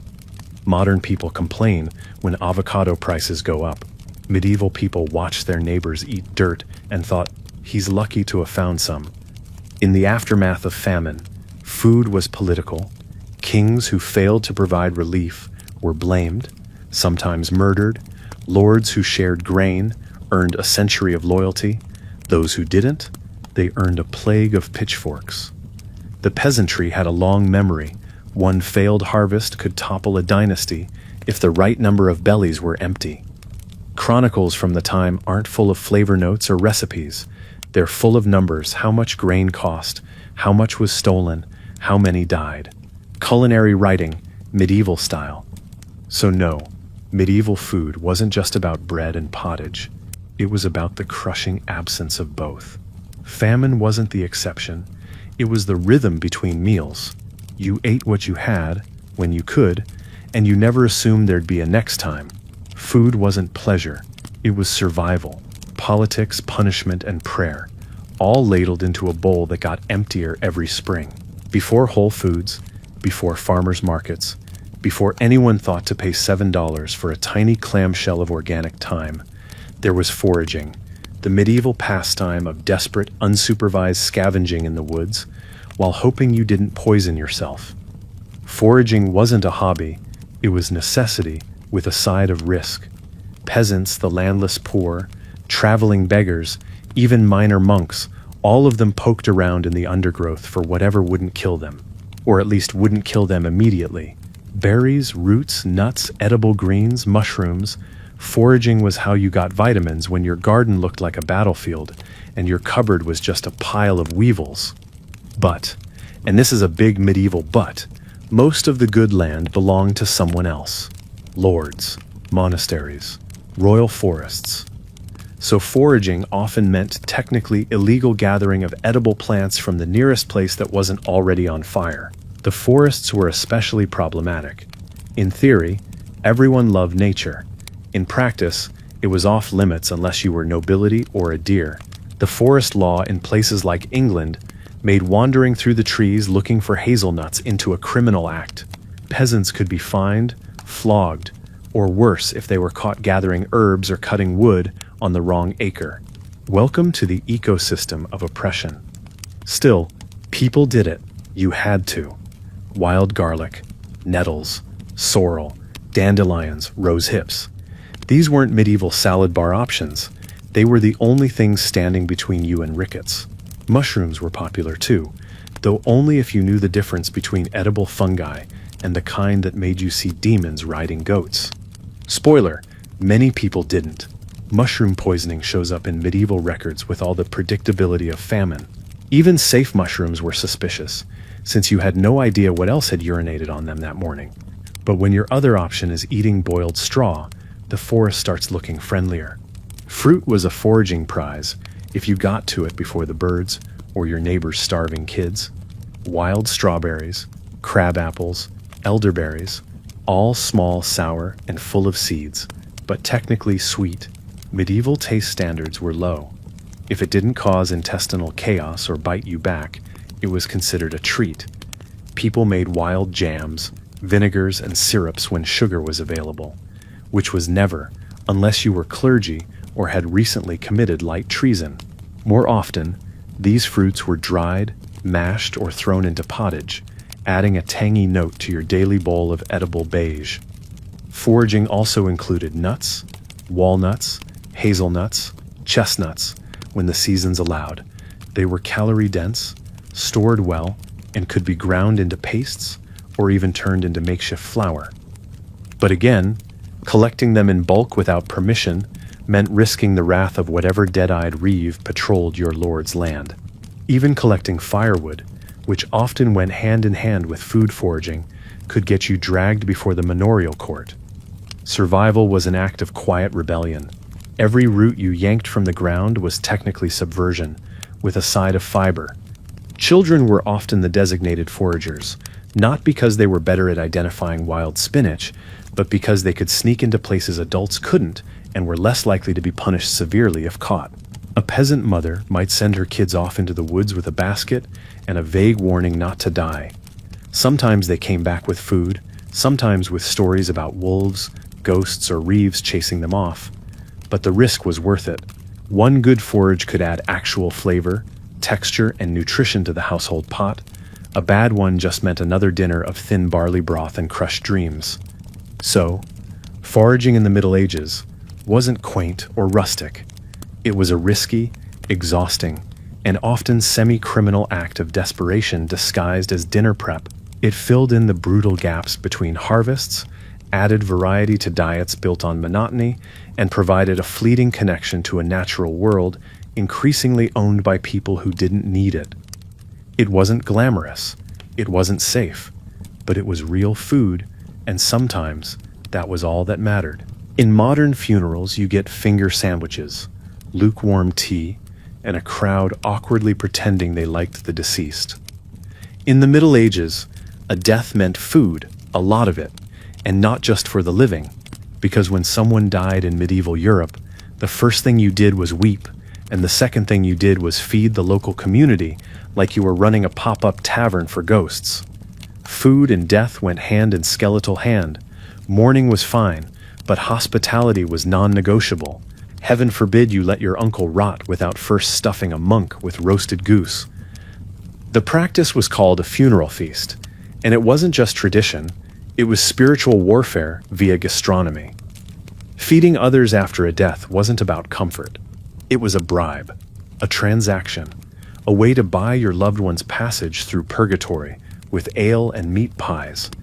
Because in a world where the church had a monopoly on the afterlife, nothing said eternal rest like a table groaning under the weight of salted pork and trenchers. The more people you fed, the more prayers were offered for the soul. It was like crowdfunding salvation, but with more blood pudding. The feasting began even before burial. You kept vigil, watching the corpse, praying, and yes, eating. Bread and ale flowed freely, especially if the dead person had money. Poorer families might scrape together barley bread and a few onions. Richer ones hosted full-scale banquets that doubled as social networking events for the mildly grieving. After burial came the dirge loaf. Yes, an actual thing. It was bread distributed to the poor in exchange for prayers, loaves for souls, calories for heaven. And if you were truly devout or guilty, you gave out soul cakes, small spiced buns baked for the express purpose of being traded for a Hail Mary. Then came the anniversaries, because one meal wasn't enough to placate the divine bureaucracy. You had to commemorate the death again in a year with another meal, more charity, and another round of monks trying to out-pray each other over second helpings. This was called a mortuary feast, and it had all the charm of a family reunion with none of the living. Nobles turned these into PR opportunities, inviting local lords, offering extravagant dishes, and using the event to reaffirm power and piety. Nothing says we miss Father like roasted heron and 3 different types of fish jelly. Even peasants participated, in their own budget-friendly way. A communal pot might be prepared from whatever the village could spare. Poor households gave out handfuls of grain or hunks of rough bread to wandering beggars who were by tradition, required to pray for the dead in return. These beggars, often professional mourners in everything but title, made a circuit of funerals, part holy worker, part food hustler. You could make a meal out of death if you timed it right. And let's be honest, who wasn't hungry enough to follow a corpse for a snack?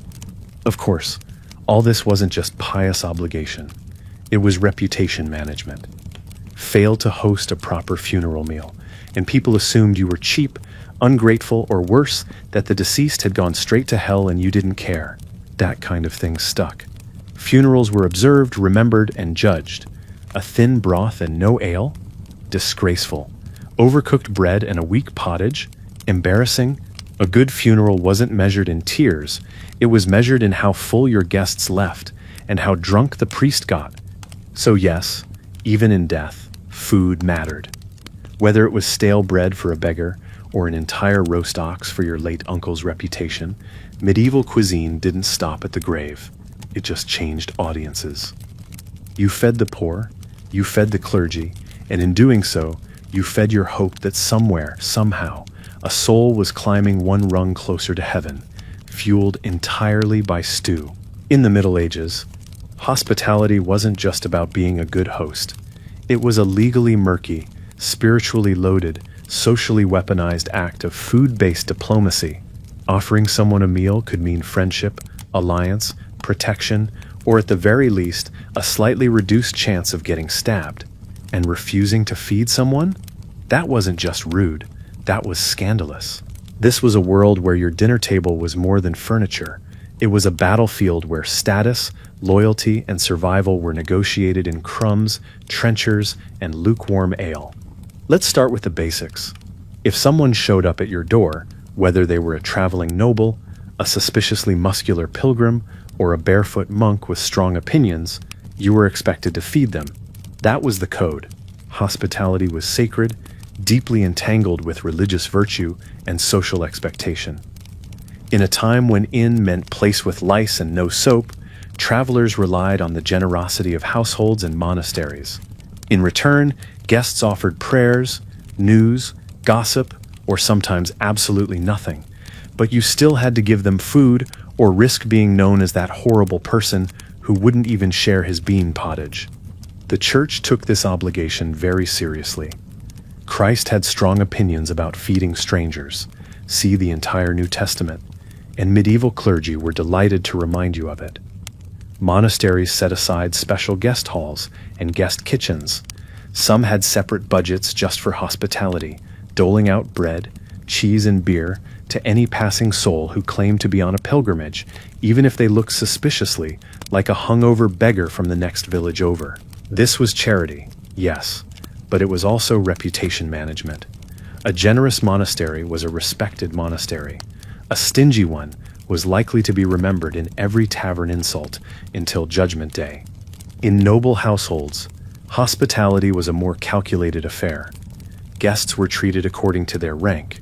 A high-born visitor got meat, wine, a seat near the fire, and someone to wipe their hands for them. A lesser visitor might get bread, broth, and a polite suggestion to sleep in the stables. But turning someone away entirely could be politically suicidal. Noble etiquette dictated that even enemies were given food if they arrived unarmed, just long enough to enjoy your hospitality before you found a legal loophole to imprison them. That's not generosity, that's medieval HR policy. Then there were feasts thrown specifically for guests. Grand banquets where nobles performed their wealth through roast venison, pepper sauce, and elaborate subtleties, shaped like mythological creatures or Bible verses. These meals were political theater. You weren't just feeding someone. You were reminding them you could afford to feed 30 of their closest relatives, plus their horses. These displays were about dominance. Look how much food I can afford to give away was one step removed from look how many men I could afford to send to war. But it also created obligations. If someone ate your food, they owed you. It was an edible handshake with long-term consequences. Peasant hospitality, while less showy, was no less binding. A stranger might be offered a seat at the hearth, a bowl of pottage, and a crust of bread, not because the family had plenty, but because to do otherwise was shameful. In small villages, your reputation as a host could affect marriage prospects, trade, and even who helped you rebuild your roof after a storm. Everyone remembered who shared food in hard times. They also remembered who didn't. Refusing to feed someone might not get you sued, but it could get you socially blacklisted, and in medieval Europe, that was often worse than death. At least death didn't make your neighbors spit when you walked by. So hospitality in the Middle Ages wasn't just about kindness. It was about survival, status, piety, and insurance. You fed others in the hope that one day, when the harvest failed, or your roof collapsed, or you were excommunicated again, someone would feed you in return. Because in a world where governments were distant, justice was negotiable, and plagues showed up like clockwork, a bowl of stew and a seat by the fire could mean the difference between safety and ruin. Forget romantic visions of bustling medieval markets with cheerful vendors and fresh produce glistening in the sun. Real medieval markets were noisy, unsanitary, suspiciously damp hellscapes where you could buy a dead rabbit, a rusty knife, and possibly a case of dysentery, all before breakfast. The market was where food changed hands, often along with disease, gossip, and the occasional poorly hidden crime. It wasn't just commerce, it was survival theater, a place where you could trade your last coin for a suspicious fish head and thank the vendor for not lying about the maggots.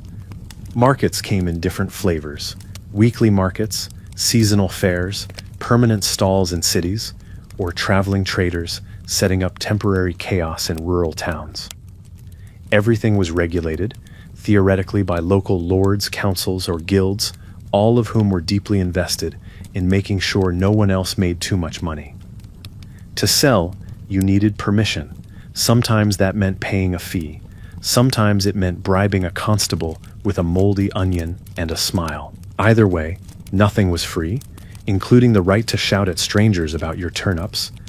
Vendors sold everything: grain, vegetables, meat, fish, cheese, ale, herbs, spices, live animals, dead animals, animals in the process of dying, bread, if you could afford it, and bread if you couldn't.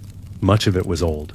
Meat might have been freshly butchered that morning, or might have been sitting out since the last moon cycle. Fish was stacked in barrels or baskets and sold with the urgency of something that absolutely would not survive the walk home. You could sniff it if you were brave. No one stopped you, but once the coin left your hand, that stinking trout was your problem. Bakers sold loaves regulated under the assize of bread, a charmingly strict law that ensured you weren't being cheated, in theory. In practice, loaves were often underweight, filled with filler grains, or baked with enough sand to grind your molars into submission. If you complained, you risked being ignored, insulted, or forcibly removed by a market official who was either corrupt, drunk, or both. But hey, at least it wasn't the baker's gallows. Yes, those existed. Public punishment structures, where cheating bakers were dunked in rivers, pilloried, or fined for shortchanging the masses on their daily bricks. Then there were the food hawkers. These were the freelance agents of chaos roaming the market, yelling about oysters, pies, hot chestnuts, and questionable sausage rolls. They didn't always have licenses. Their wares were often dubious, but they were loud, fast, and sometimes offered the only hot food in a half-mile radius. Their customers were everyone from tradesmen to starving apprentices to lords slumming it for the experience. These vendors were the medieval equivalent of food trucks, if the food truck also kicked your dog and served rat pie with extra attitude. Markets weren't just places to buy food. They were information hubs. You heard the news, caught up on local scandal, watched petty criminals get punished, and made deals you'd regret later. You also risked pickpockets, trampled toes, and occasionally being swept into a mob over bread prices or a botched hanging. The medieval market was a social pressure cooker disguised as a cabbage sale, and for women, especially lower-class widows, it was one of the only places where they could earn income by selling eggs, dairy, or vegetables, assuming, of course, they weren't chased off by male competitors or accused of witchcraft for having an unusually good cheese. So yes, the market was a vital organ in the digestive system of medieval society, loud, dirty, unpredictable, and absolutely essential. You didn't go for pleasure, you went to avoid starvation. And if you left with a full sack and your dignity mostly intact, you were having a good day, even if your fish was already decomposing on the walk home. In the Middle Ages, food wasn't just nourishment. It was a full-time job, with gender roles so sharply defined you could probably dice onions with them. Cooking was gendered, serving was gendered, even eating was gendered, though of course only if you were poor. If you were rich, the only gender that mattered was entitled. But for everyone else, food was not just about class and calories. It was also about who was expected to kneel in the ashes, stir the pottage, and smile while being accused of poisoning the stew with devil herbs. Let's start in the peasant home. Women did most of the cooking, not because they loved it, because they had to. A peasant woman's daily itinerary went something like wake before dawn, tend the fire, grind grain, cook for everyone, birth a child in a ditch, return in time to stir the barley, repeat. The hearth was her battlefield. One pot, one ladle, 10 mouths. She grew the herbs, kneaded the dough, skimmed the fat off the soup, and if it tasted terrible, well, clearly she was a lazy wife or a secret witch, because nothing says fair like blaming a famine-flavored stew on a woman's spiritual failings. In larger households, the division shifted. The manor kitchen was mostly male territory. Because the second food became professional, women were conveniently pushed out. The master cook was usually a man. The assistants were mostly men. Scullions might be boys. Women were allowed into the kitchen to serve, clean, or peel, but the high-status roles involved blades and management, so naturally they became male domains. It wasn't about skill, it was about hierarchy. A man wielding a cleaver was a craftsman. A woman doing the same thing was probably a murderess, or worse, French. However, women still dominated the food scene in ways the official records tried to ignore. Brewsters, women who brewed ale, were everywhere. In villages, widows and wives brewed small batch ale to sell or barter, making them vital to the local economy and general hydration. The church tolerated them, men envied them, and occasionally someone accused them of sorcery just to shake things up. Likewise, female bakers, dairymaids, cheesemongers, and pottage peddlers worked markets and kitchens with exhausting regularity. They weren't celebrated, they were expected. They were the reason anyone ate, but don't expect a statue or a thank you. At feasts, women often served, but with rules. Noble women might preside over banquets, delicately nibbling at roasted quail and watching their husbands get drunk and poetic.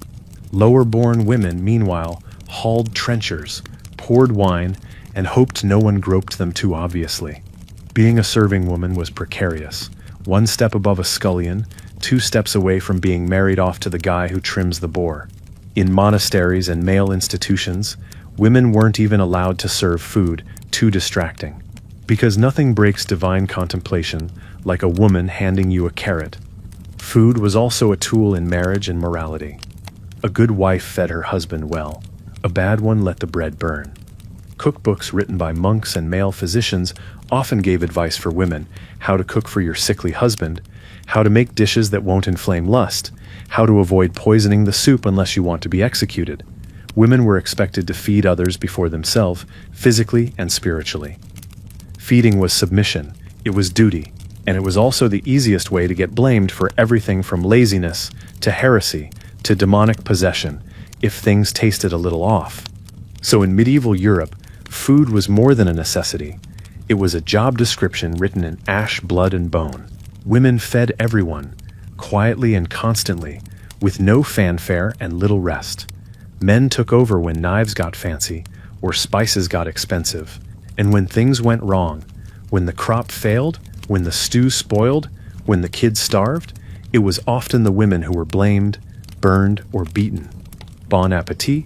Being a noble in the Middle Ages meant 3 things: owning land, dodging responsibility, and eating like your intestines were made of chainmail. While the peasants were gnawing on bark-flavored pottage and praying for enough salt to make cabbage suck less, nobles were at the other end of the culinary spectrum, a bloated, spice-laden, gravy-drenched spectrum that doubled as both a feast and a slow-motion health crisis. The aristocratic diet was rich, expensive, violently seasonal, and somehow still managed to lack actual nutritional sense. If your urine wasn't the color of saffron, were you even a real baron? Noble meals weren't about satiety. They were about performance. These were people who dressed their food in feathers, built sugar sculptures in the shape of biblical scenes, and dyed their pastries bright yellow with imported saffron, because of course they did. Your average noble might sit through a meal featuring swan, heron, peacock, 3 different kinds of spiced beef, almond milk soups, jellied eels, rosewater pudding, and wine that had traveled farther than most of their peasants. And all of this would be consumed while minstrels played and servants carved meat at the table like it was a public execution for a pig. Meat was the centerpiece of every noble table. Lots of meat. Red meat, white meat, questionable meat. Venison, boar, beef, goat, lamb, goose, capon, pheasant. If it ran, flew, or swam, and wasn't currently in the chapel, it was fair game. Some of it was roasted on enormous spits that required entire teams of sweaty kitchen boys to rotate. Others were stewed with spices that cost more than your cottage. Game was particularly prized because hunting was a noble privilege. The act of killing your dinner with a crossbow while yelling at serfs to beat the bushes for you was peak medieval prestige. Vegetables? Not unless they were covered in butter, disguised as meat, or grown by monks and therefore morally superior. The noble diet didn't just ignore the peasant garden, it actively resented it. Most vegetables were seen as poor food, fit for fasting days or background decoration. The exception was legumes and herbs used in sauces to make everything taste more expensive. But a nobleman wouldn't be caught dead eating cabbage unless it had been soaked in wine and had a name longer than a papal decree. Salads existed, just barely, and only when people were trying to prove how cosmopolitan and French they were. Spices were everything: pepper, cloves, cinnamon, ginger, saffron, mace, dumped into everything like someone had confused the pantry with the treasury. They weren't just for flavor, they were status symbols. Spices said, "I have ships, trade routes, and vassals who can't afford shoes." Dishes were often so heavily spiced that the actual ingredients became irrelevant. A bowl of spiced rice could pass as hot cuisine if it included enough exotic powder. Sometimes the spices were the dish, and if you died from the combination of salt, sugar, and 20 imported ingredients, it was considered an honorable death. Speaking of dying, let's talk health. The noble diet was a walking diagnosis. These people ate so much meat, fat, sugar, and alcohol that diseases like gout weren't just common, they were expected. Gout was known as the rich man's disease, and it was worn like a badge of honor. "Look at my swollen feet," a noble might say. "I'm clearly very important." Obesity was rare only because medieval lords still had to ride horses and survive jousts. But digestive issues? Chronic constipation? Sudden vomiting after a swan-based orgy of gluttony? Extremely common. The only thing more bloated than the menus were the people eating them. And yet, they still managed to be hungry for power, if not actual sustenance. Because while nobles gorged themselves in halls lit by chandeliers and thick with the smell of roast boar, the people who prepared, cleaned, and grew their food were starving, literally in the next building. The noble diet was not just excessive, it was political. Every bite was a reminder of your superiority, your divine right to rule, and your complete detachment from what food meant to everyone else. It wasn't nourishment, it was theater, and sometimes it was fatal. In a world without nutrition labels, expiration dates, or any expectation that food wouldn't come with a side of gravel, medieval Europe still found time to regulate the hell out of eating. Not for health, mind you. That would be too modern and too sensible. No, medieval food laws were about control, taxation, and the deeply moral panic that someone, somewhere, might be eating something inappropriate or worse, untaxed. From the weight of your bread to the species of fish in your stew, food was watched with all the suspicious rigor of a religious inquisition, armed with measuring scales and holy water. The assize of bread and ale, passed in 1266 in England and echoed in similar laws across Europe, was a real piece of legal artistry. It dictated the exact weight and price of bread and ale based on the price of grain. So if wheat prices rose, your bread got smaller, but not more expensive. If they fell, it got bigger. In theory, in reality, bakers played fast and loose with the flour, water, and whatever filler wasn't technically illegal yet. If caught cheating, you could be fined, publicly shamed, dunked in a river, or, in extreme cases, fast-tracked to a career in medieval torture device testing. These laws weren't just annoying, they were aggressively enforced. Ale tasters and bread weighers were official positions. Yes, someone's actual job was to wander around town sipping beer and weighing loaves. Sounds fun until you realize your coworkers are plague-ridden and your pay is mostly in resentment. These people could shut down a bakery or fine a brewer just for being inconsistent. Were they corrupt? Of course. Everything was corrupt, but the illusion of oversight kept riots at bay, at least until the next bad harvest, when angry villagers would declare open war on yeast. Meat markets had their own set of rules. You couldn't just hack up a goat in the middle of the road and start selling steaks. Slaughter had to be done in specific areas, not for sanitation, what a laugh, but to ensure taxes and tithes were collected. Butchers were closely watched. Unsanitary meat, unweighed cuts, and worst of all, selling bad meat as fresh were serious crimes. The penalty, fines, public exposure, or being forced to parade around town holding the rotten carcass like a meat-themed scarlet letter. Markets were a blend of commerce and humiliation. Everyone was guilty of something. Fish was even worse. The church had opinions. Fish was allowed on fast days, but only specific kinds. And some of those kinds changed depending on which bishop you asked and how creative the locals were feeling. Is that a fish? Is it a mammal? Does it have scales? Is it amphibious but served cold?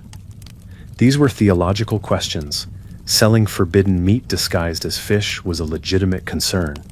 Especially during Lent, accusations flew, laws were passed, enforcement was spotty, but if you got caught roasting squirrel and calling it river trout, there would be consequences.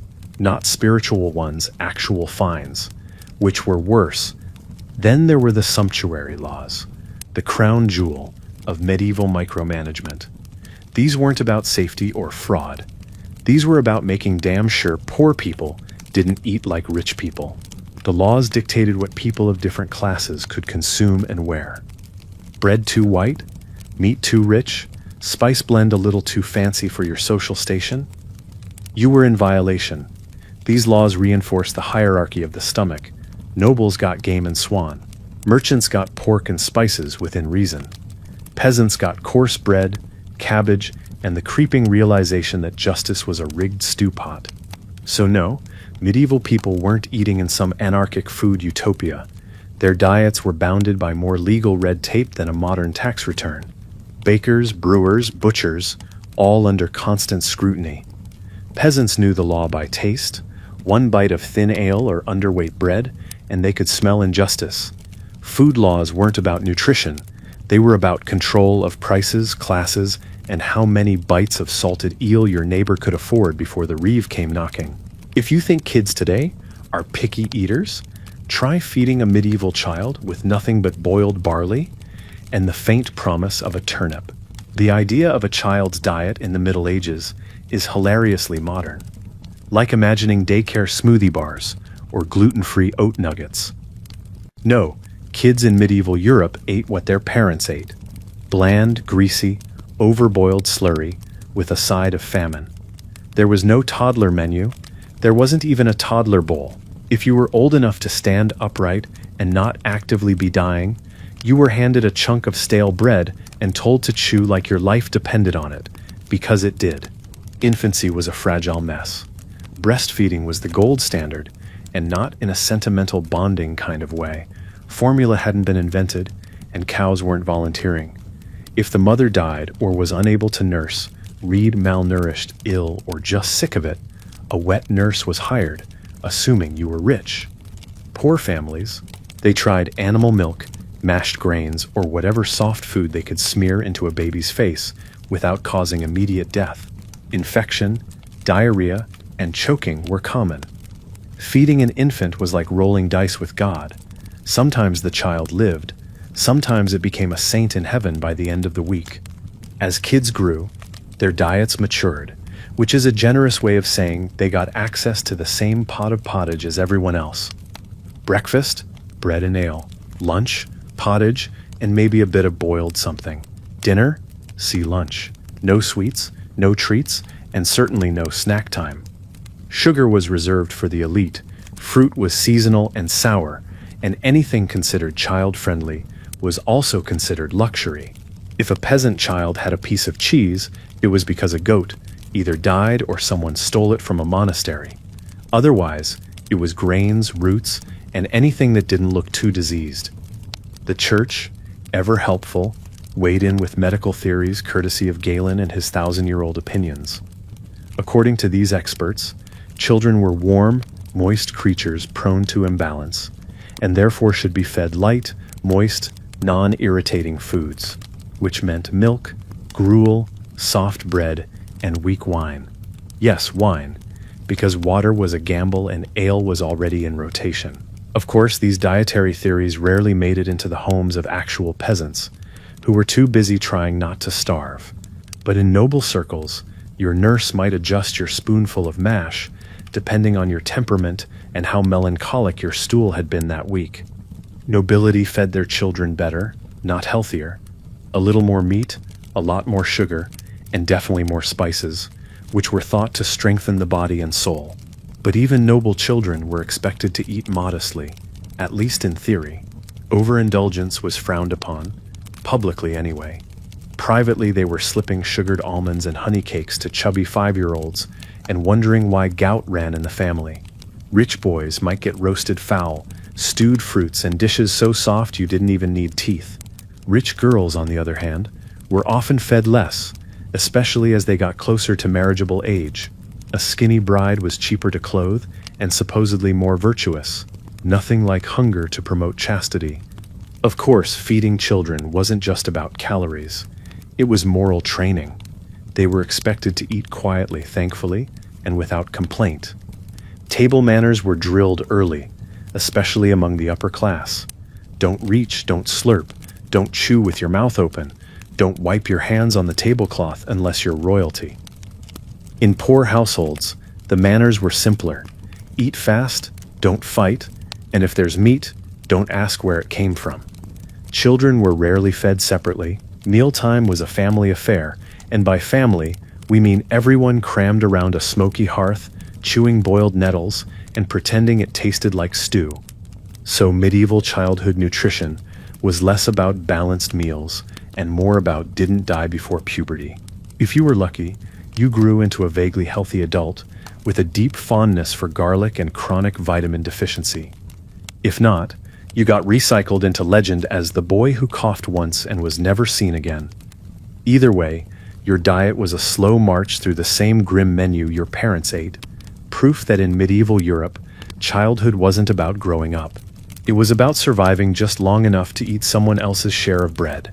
Contrary to modern Hollywood depictions, medieval armies didn't march on glory. They marched on whatever half-rotten provisions could be hauled in a donkey cart or stolen from nearby peasants. Feeding a medieval army wasn't just hard. It was an outright disaster wrapped in logistical chaos, stale bread, and meat so salted it could mummify a small mammal. War in the Middle Ages was as much about food as it was about swords. You didn't just fight the enemy, you fought dysentery, starvation, and your own cook's complete inability to distinguish pork from whatever this was. There was no standing army cafeteria.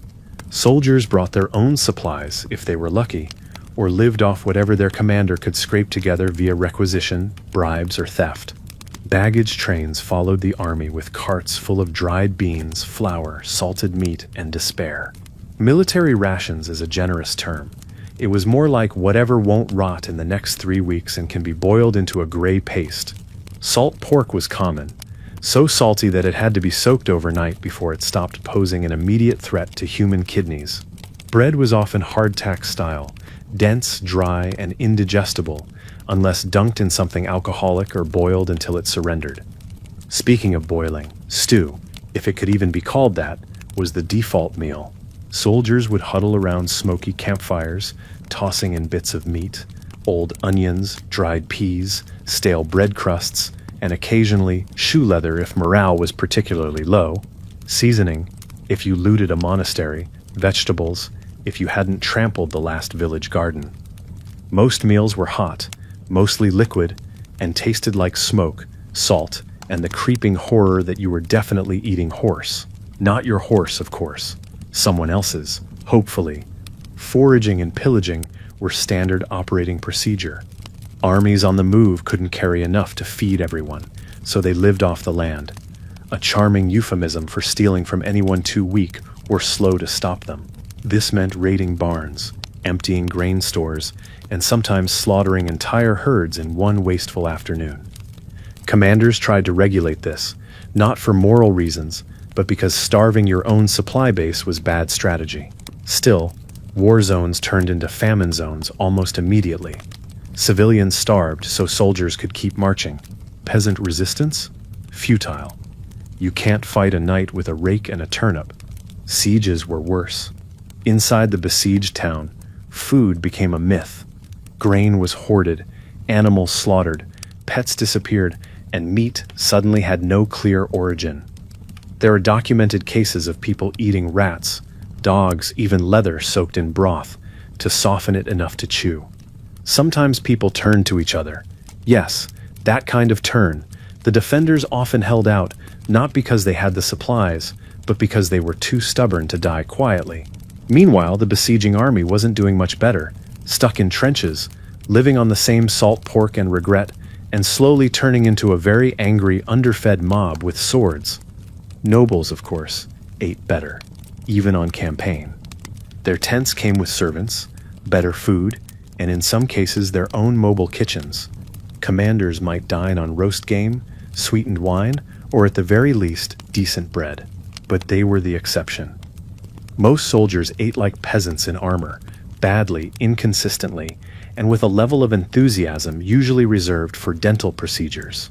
Food distribution was chaotic. Fights broke out over spoiled rations. Morale collapsed when meals disappeared. And if supplies ran out, you didn't keep fighting, you disbanded, ran, or turned to looting full-time. In the end, medieval warfare was less about chivalry and more about chewing, or trying to. Hungry armies lost battles.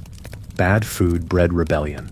And sometimes the deciding factor in a siege wasn't courage, but who had enough beans to last until next Thursday. Starvation killed more soldiers than arrows. Camp kitchens were the unsung hellscapes of history, and while poets sang of gallantry and crusades, the men in the mud were just trying to boil a hoof into something that wouldn't kill them. Heroes by default, because they hadn't died of food poisoning yet.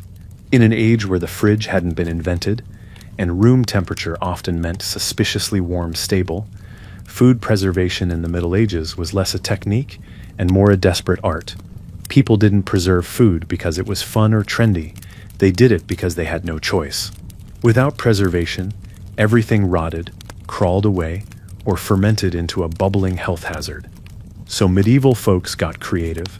Salt, smoke, vinegar, fat, fire, and sheer willpower were pressed into service to keep food alive long enough for someone else to die eating it.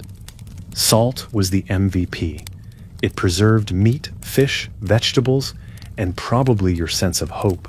If you had salt, you had power. That's not a metaphor. Entire economies were built around salt, and it was so valuable it was sometimes used as currency. Salted meat, especially pork and beef, could last for months if you ignored the smell. The process was brutal. Soak meat in brine, bury it in more salt, press it under a weight, and pray it didn't turn green before winter. The end result? Food so dry and salty, it had to be soaked overnight before it was chewable. Congratulations, dinner now requires a hydration strategy. Smoking was another favorite, particularly for fish and sausages.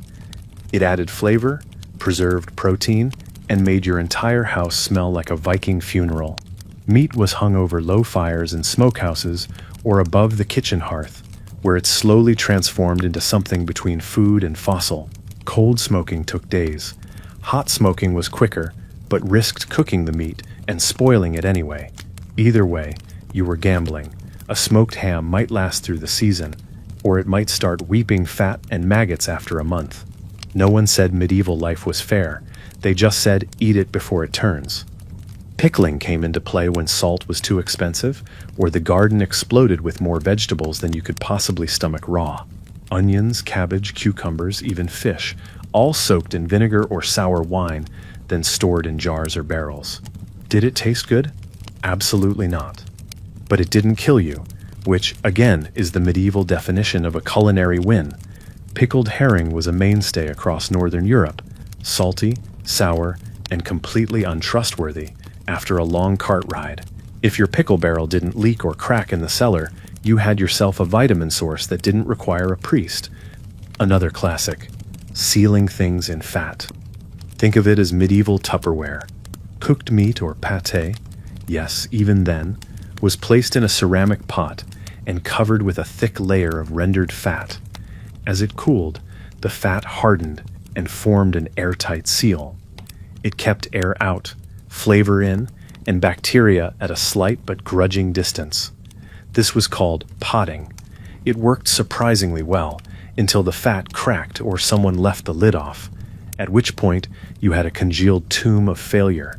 But as long as the top wasn't breached, you could store meat for weeks, which in medieval time is basically cryogenics.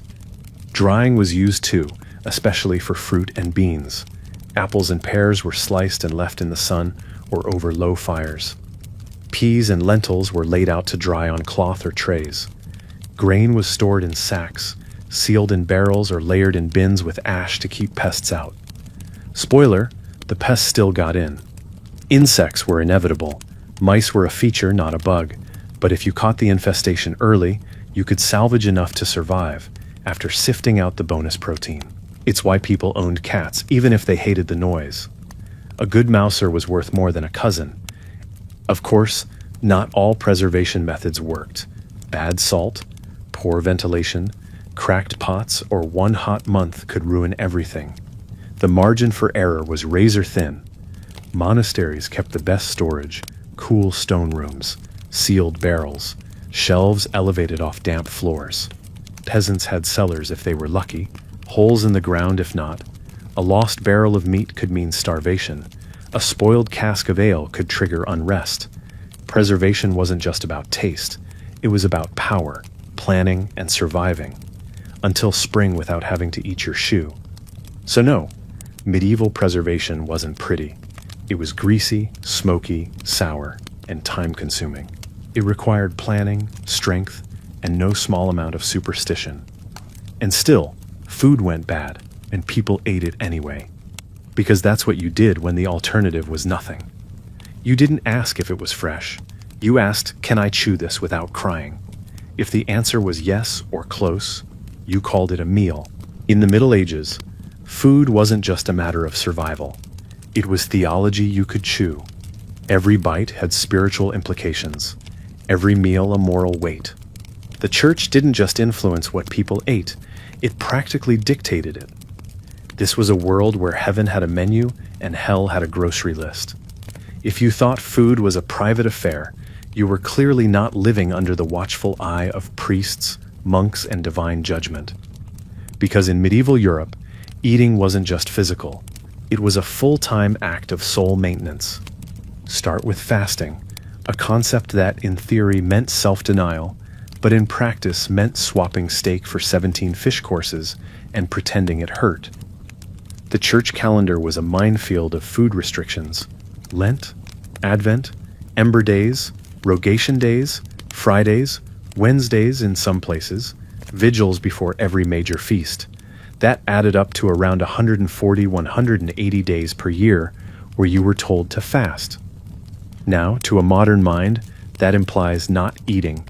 In medieval terms, It just meant not eating certain things, mostly meat, dairy, and eggs, which the wealthy bypassed with creative interpretation, and the poor suffered through with pottage, always pottage.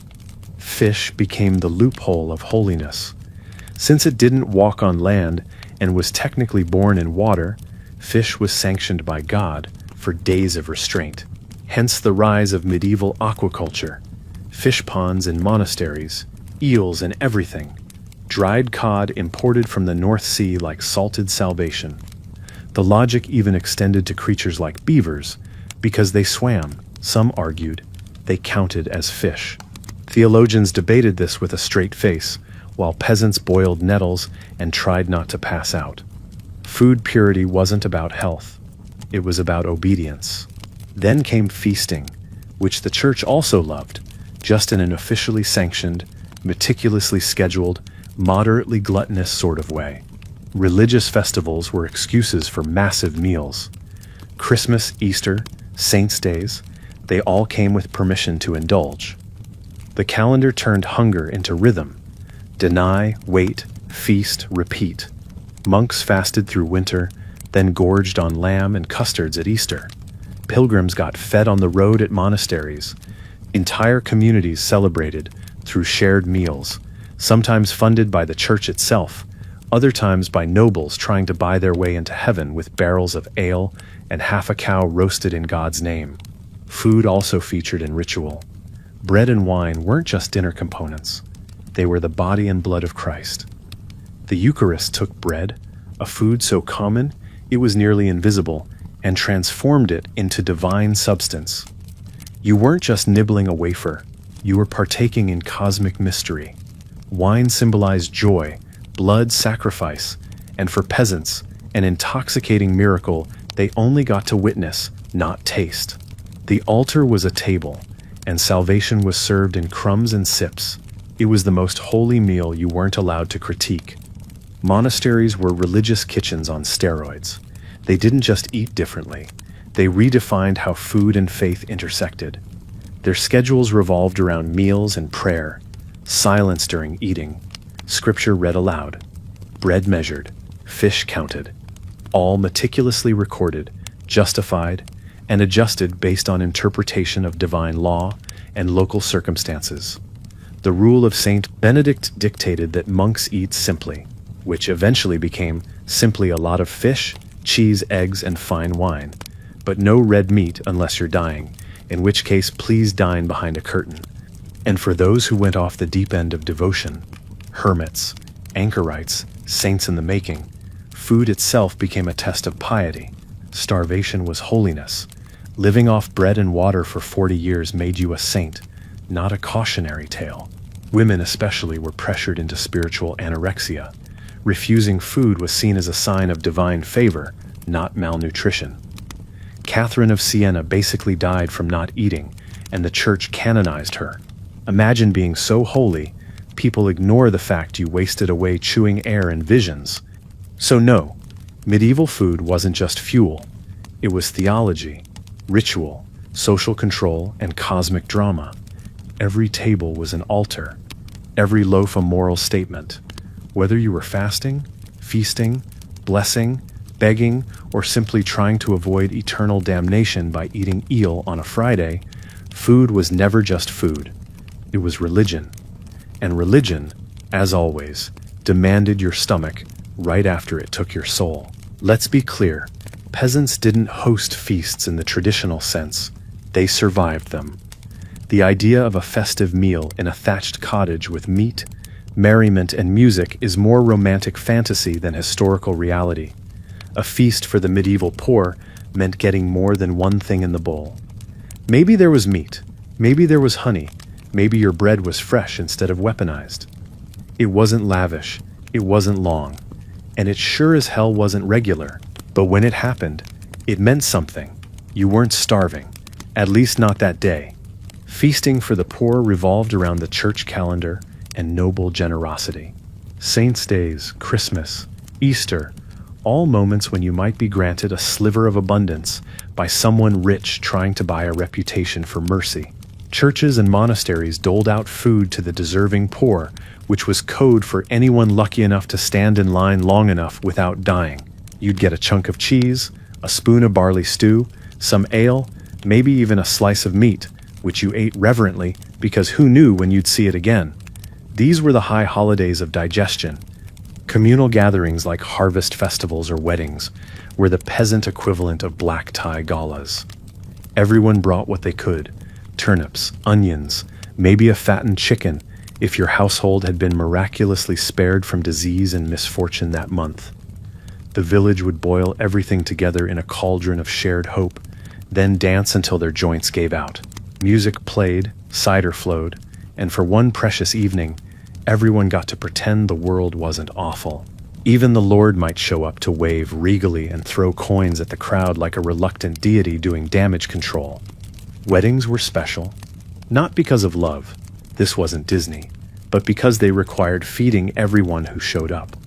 The newlyweds' families were expected to provide food and drink, even if it meant going into debt or butchering the family pig. Bread, pottage, small beer, and occasionally roasted fowl would be offered. Someone would bake a cake-like thing that was mostly bread, layered with mystery meat, and call it dessert. Guests ate, drank, danced, and broke things. It was joyful, chaotic, and entirely dependent on the harvest not having failed the week before. There was also the church ale, not a beverage, but a communal fundraising event where the parish brewed a massive batch of ale, hosted a feast, and charged for the drinks. All proceeds went to repairing the church roof or funding the priest's new vestments. These were semi-religious, semi-alcoholic free-for-alls where peasants got drunk in the name of the Holy Spirit. They weren't elegant, they weren't quiet, they were a rare chance to socialize, flirt, complain, and forget that most of your meals that month had come from a bucket of boiling weeds. Even funerals, grim as they were, included food. A loaf of bread here, a ladle of stew there. Sometimes leftovers from a noble's feast were distributed to the village poor like holy scraps from the master's table. You didn't ask questions. You didn't check the meat. You ate, because it was a feast, and feasts didn't happen for your kind without strings attached. Gratitude was expected. Devotion was assumed. But hunger doesn't argue. It chews. So yes, peasants feasted, just not like nobles did. Their feasts were short-lived, community-based, often underfed, and always subject to weather, whim, and whether the reeve had already taken your best goose. But when they happened, they mattered, not because of excess, but because of exception. For one meal, your life didn't taste like ash and onions. For one night, you danced with full bellies and remembered what joy sounded like. It wasn't elegant, it wasn't clean, but it was real, and in the dirt-stained margins of medieval life, that was more than enough. If you imagine monks sitting in silence, sipping modest broths and chewing penitently on crusts of bread, congratulations, you've bought into 900 years of ecclesiastical PR. The truth is that behind every cloister wall lay a dining hall filled with more loophole food, and piously prepared indulgence than any noble banquet could dream of. Monasteries were supposed to be bastions of moderation. Instead, they became the most legally sanctified foodies of the medieval world. Sanctified, of course, because it's not gluttony if it's technically fish. The rule of Saint Benedict laid down the law early. Monks should eat once or twice a day, mostly vegetables and bread, no red meat, and definitely no feasting. Naturally, monks immediately got to work redefining every single one of those terms. Red meat? Off the table, unless you were sick. So monks suddenly developed a lot of illnesses requiring discreet servings of bacon behind the misericord, the meat-friendly side room where penance met pork. Bread and vegetables? But how about adding fish, eggs, butter, ale, spices, milk, and a core structure that would confuse a French chef? Meals were held in silence, the holy kind of silence, where one monk read aloud from scripture while everyone else tried to chew their 5-course meal without sounding like demons being exorcised. The food was often elaborate. Monasteries had their own gardens, Vineyards, fish ponds, and herds, they produced everything from cheese and ale to honey and wine. Many orders became self-sufficient and wealthy, which means that while peasants scraped the bottom of the barley pot, monks dined on almond milk stews, saffron-spiced fish, and slow-cooked legumes that probably tasted suspiciously like indulgence. Fish was the monastic answer to everything. Couldn't eat meat? No problem. Fish it is. But not just any fish. We're talking eel, trout, carp, pike, herring, and the occasional exotic import, if your abbey had money. And they usually did. Monks built elaborate fish ponds, bred aquatic delicacies, and recorded fish recipes with the same loving detail others reserved for scripture. Fridays were practically underwater. Lent was a seafood festival. Monastic fish cuisine got so creative that at some point, someone argued that beaver tails were acceptable because they looked fish-like. The church eventually agreed. The monks celebrated by stewing one. Fast days were technically half the year, which should have led to monastic thinness. But instead, monks thrived on creativity. They invented almond milk, not for vegan lattes, but because milk was forbidden during fasts. They sweetened dishes with fruit and honey. They ate eggs, depending on local rules, and used spices liberally. Many monasteries had their own cookbooks. In fact, the first recorded recipe collections in medieval Europe came from monastic scribes who clearly weren't writing on empty stomachs. These were men of God with access to imported pepper. Humble, in theory. Hungry, never. Of course, not every monk was living the gastro-spiritual dream. Lesser abbeys struggled. Lay brothers, the lower-ranking manual laborers of the monastic world, got simpler food, more chores, and less say in menu planning. Monasteries during famine periods rationed like everyone else. But the big, well-connected abbeys, they ate. And they documented their meals with the fervor of a food blogger trying to sneak piety into a 10-course tasting menu. Some monks even wrote sermons about food, not to condemn it, but to praise its divine beauty and the spiritual joy of right eating. No, really, eating well for God became a thing. So no, medieval monasteries weren't all sackcloth and stale crusts. They were early examples of culinary loophole engineering, places where food became part of spiritual identity and institutional power. Behind the stone walls, meals were sacred, not just in ritual, but in richness. Because when you're feeding men who've given up everything except a daily trout in almond milk with a side of silence, you make sure it's the best trout this side of the apocalypse. If there was one object that perfectly captured the brutal hierarchy of medieval food culture, it was the table, that seemingly simple piece of wood, where everything from blessings to backhanded insults played out over cold stew. The medieval table was never just a place to eat. It was a diagram of power, a theater of obedience, and a scoreboard of who mattered and who didn't. Where you sat, what you ate, what kind of plate you were handed, all of it spoke louder than any prayer. Your meal wasn't just nourishment, it was your place in the universe, served with a side of shame. In the Lord's great hall, seating was a full-blown caste system.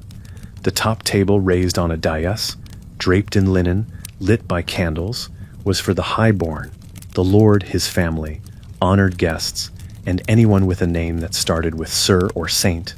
Here food arrived hot, carved by trained servers, and often seasoned with spices shipped from 3 continents away. You had pewter plates, knives with actual handles, and wine poured by people who didn't even get to eat. Everyone else shuffled down the trestle tables in order of descending usefulness, from knights and clerics to grooms, guards, and finally, whoever was lucky enough to lick the pot. The food followed this vertical logic. The Lord got roast venison, his steward got goose, the guard got barley stew, and the scullion got what was left after the dogs were finished. Dishes were literally passed down the table, losing ingredients like a culinary game of telephone. What started as pike and almond sauce became mystery white smear with a bone in it by the time it hit the end. Even the bread told a story. At the top table, fresh manchet. In the middle, maslin. At the bottom, rye. And for the truly expendable, a trencher, yesterday's stale bread, used as a plate and possibly a punishment. In monasteries, the hierarchy was more politely enforced, but no less real. The abbot ate first, senior monks next, lay brothers last. Meals were served in silence, but status was still loud and clear in portion sizes, plating, and who got the good cheese. Even among men who had supposedly given up the world, the table sorted the spiritual elite from the glorified dishwashers. No one said it aloud, but they all knew whose stew had saffron in it, and whose bowl looked like it had been rinsed with sadness. Even peasant homes had their own microcosm of order. The father ate first, the mother served. Children waited, then took what was left. Guests, when there were any, were fed with whatever passed for honor: a cleaner bowl, a better chunk of meat, a seat closer to the fire. The table was tiny, the food meager, but the rules still applied. You didn't reach, you didn't speak out of turn, and you didn't complain, unless you wanted to eat standing up, or worse, outside. In a culture where food scarcity defined life, how you shared what little you had mattered. And let's not forget that not being at the table was its own sentence. Servants often ate in the kitchen, offcuts and scraps, in shifts when the work was done. Soldiers in camps crouched around pots. The truly poor, beggars, vagrants, outlaws, ate wherever they could, usually standing, and often not at all. Tables weren't just places to eat, they were boundaries. To be at the table was to belong. To be under it, or absent entirely, was to be reminded that your hunger had no place in the official story. So if you ever wonder what medieval food looked like, don't just imagine the trenchers and eels and black bread. Picture the table, long, uneven, crowded, and cruelly efficient. Every seat marked a station. Every bowl was a statement. Every meal was a performance in the grand social opera of survival and submission. The food may have changed, the system not so much, because in the end, whether you were breaking bread or breaking your back, the table always knew exactly who you were.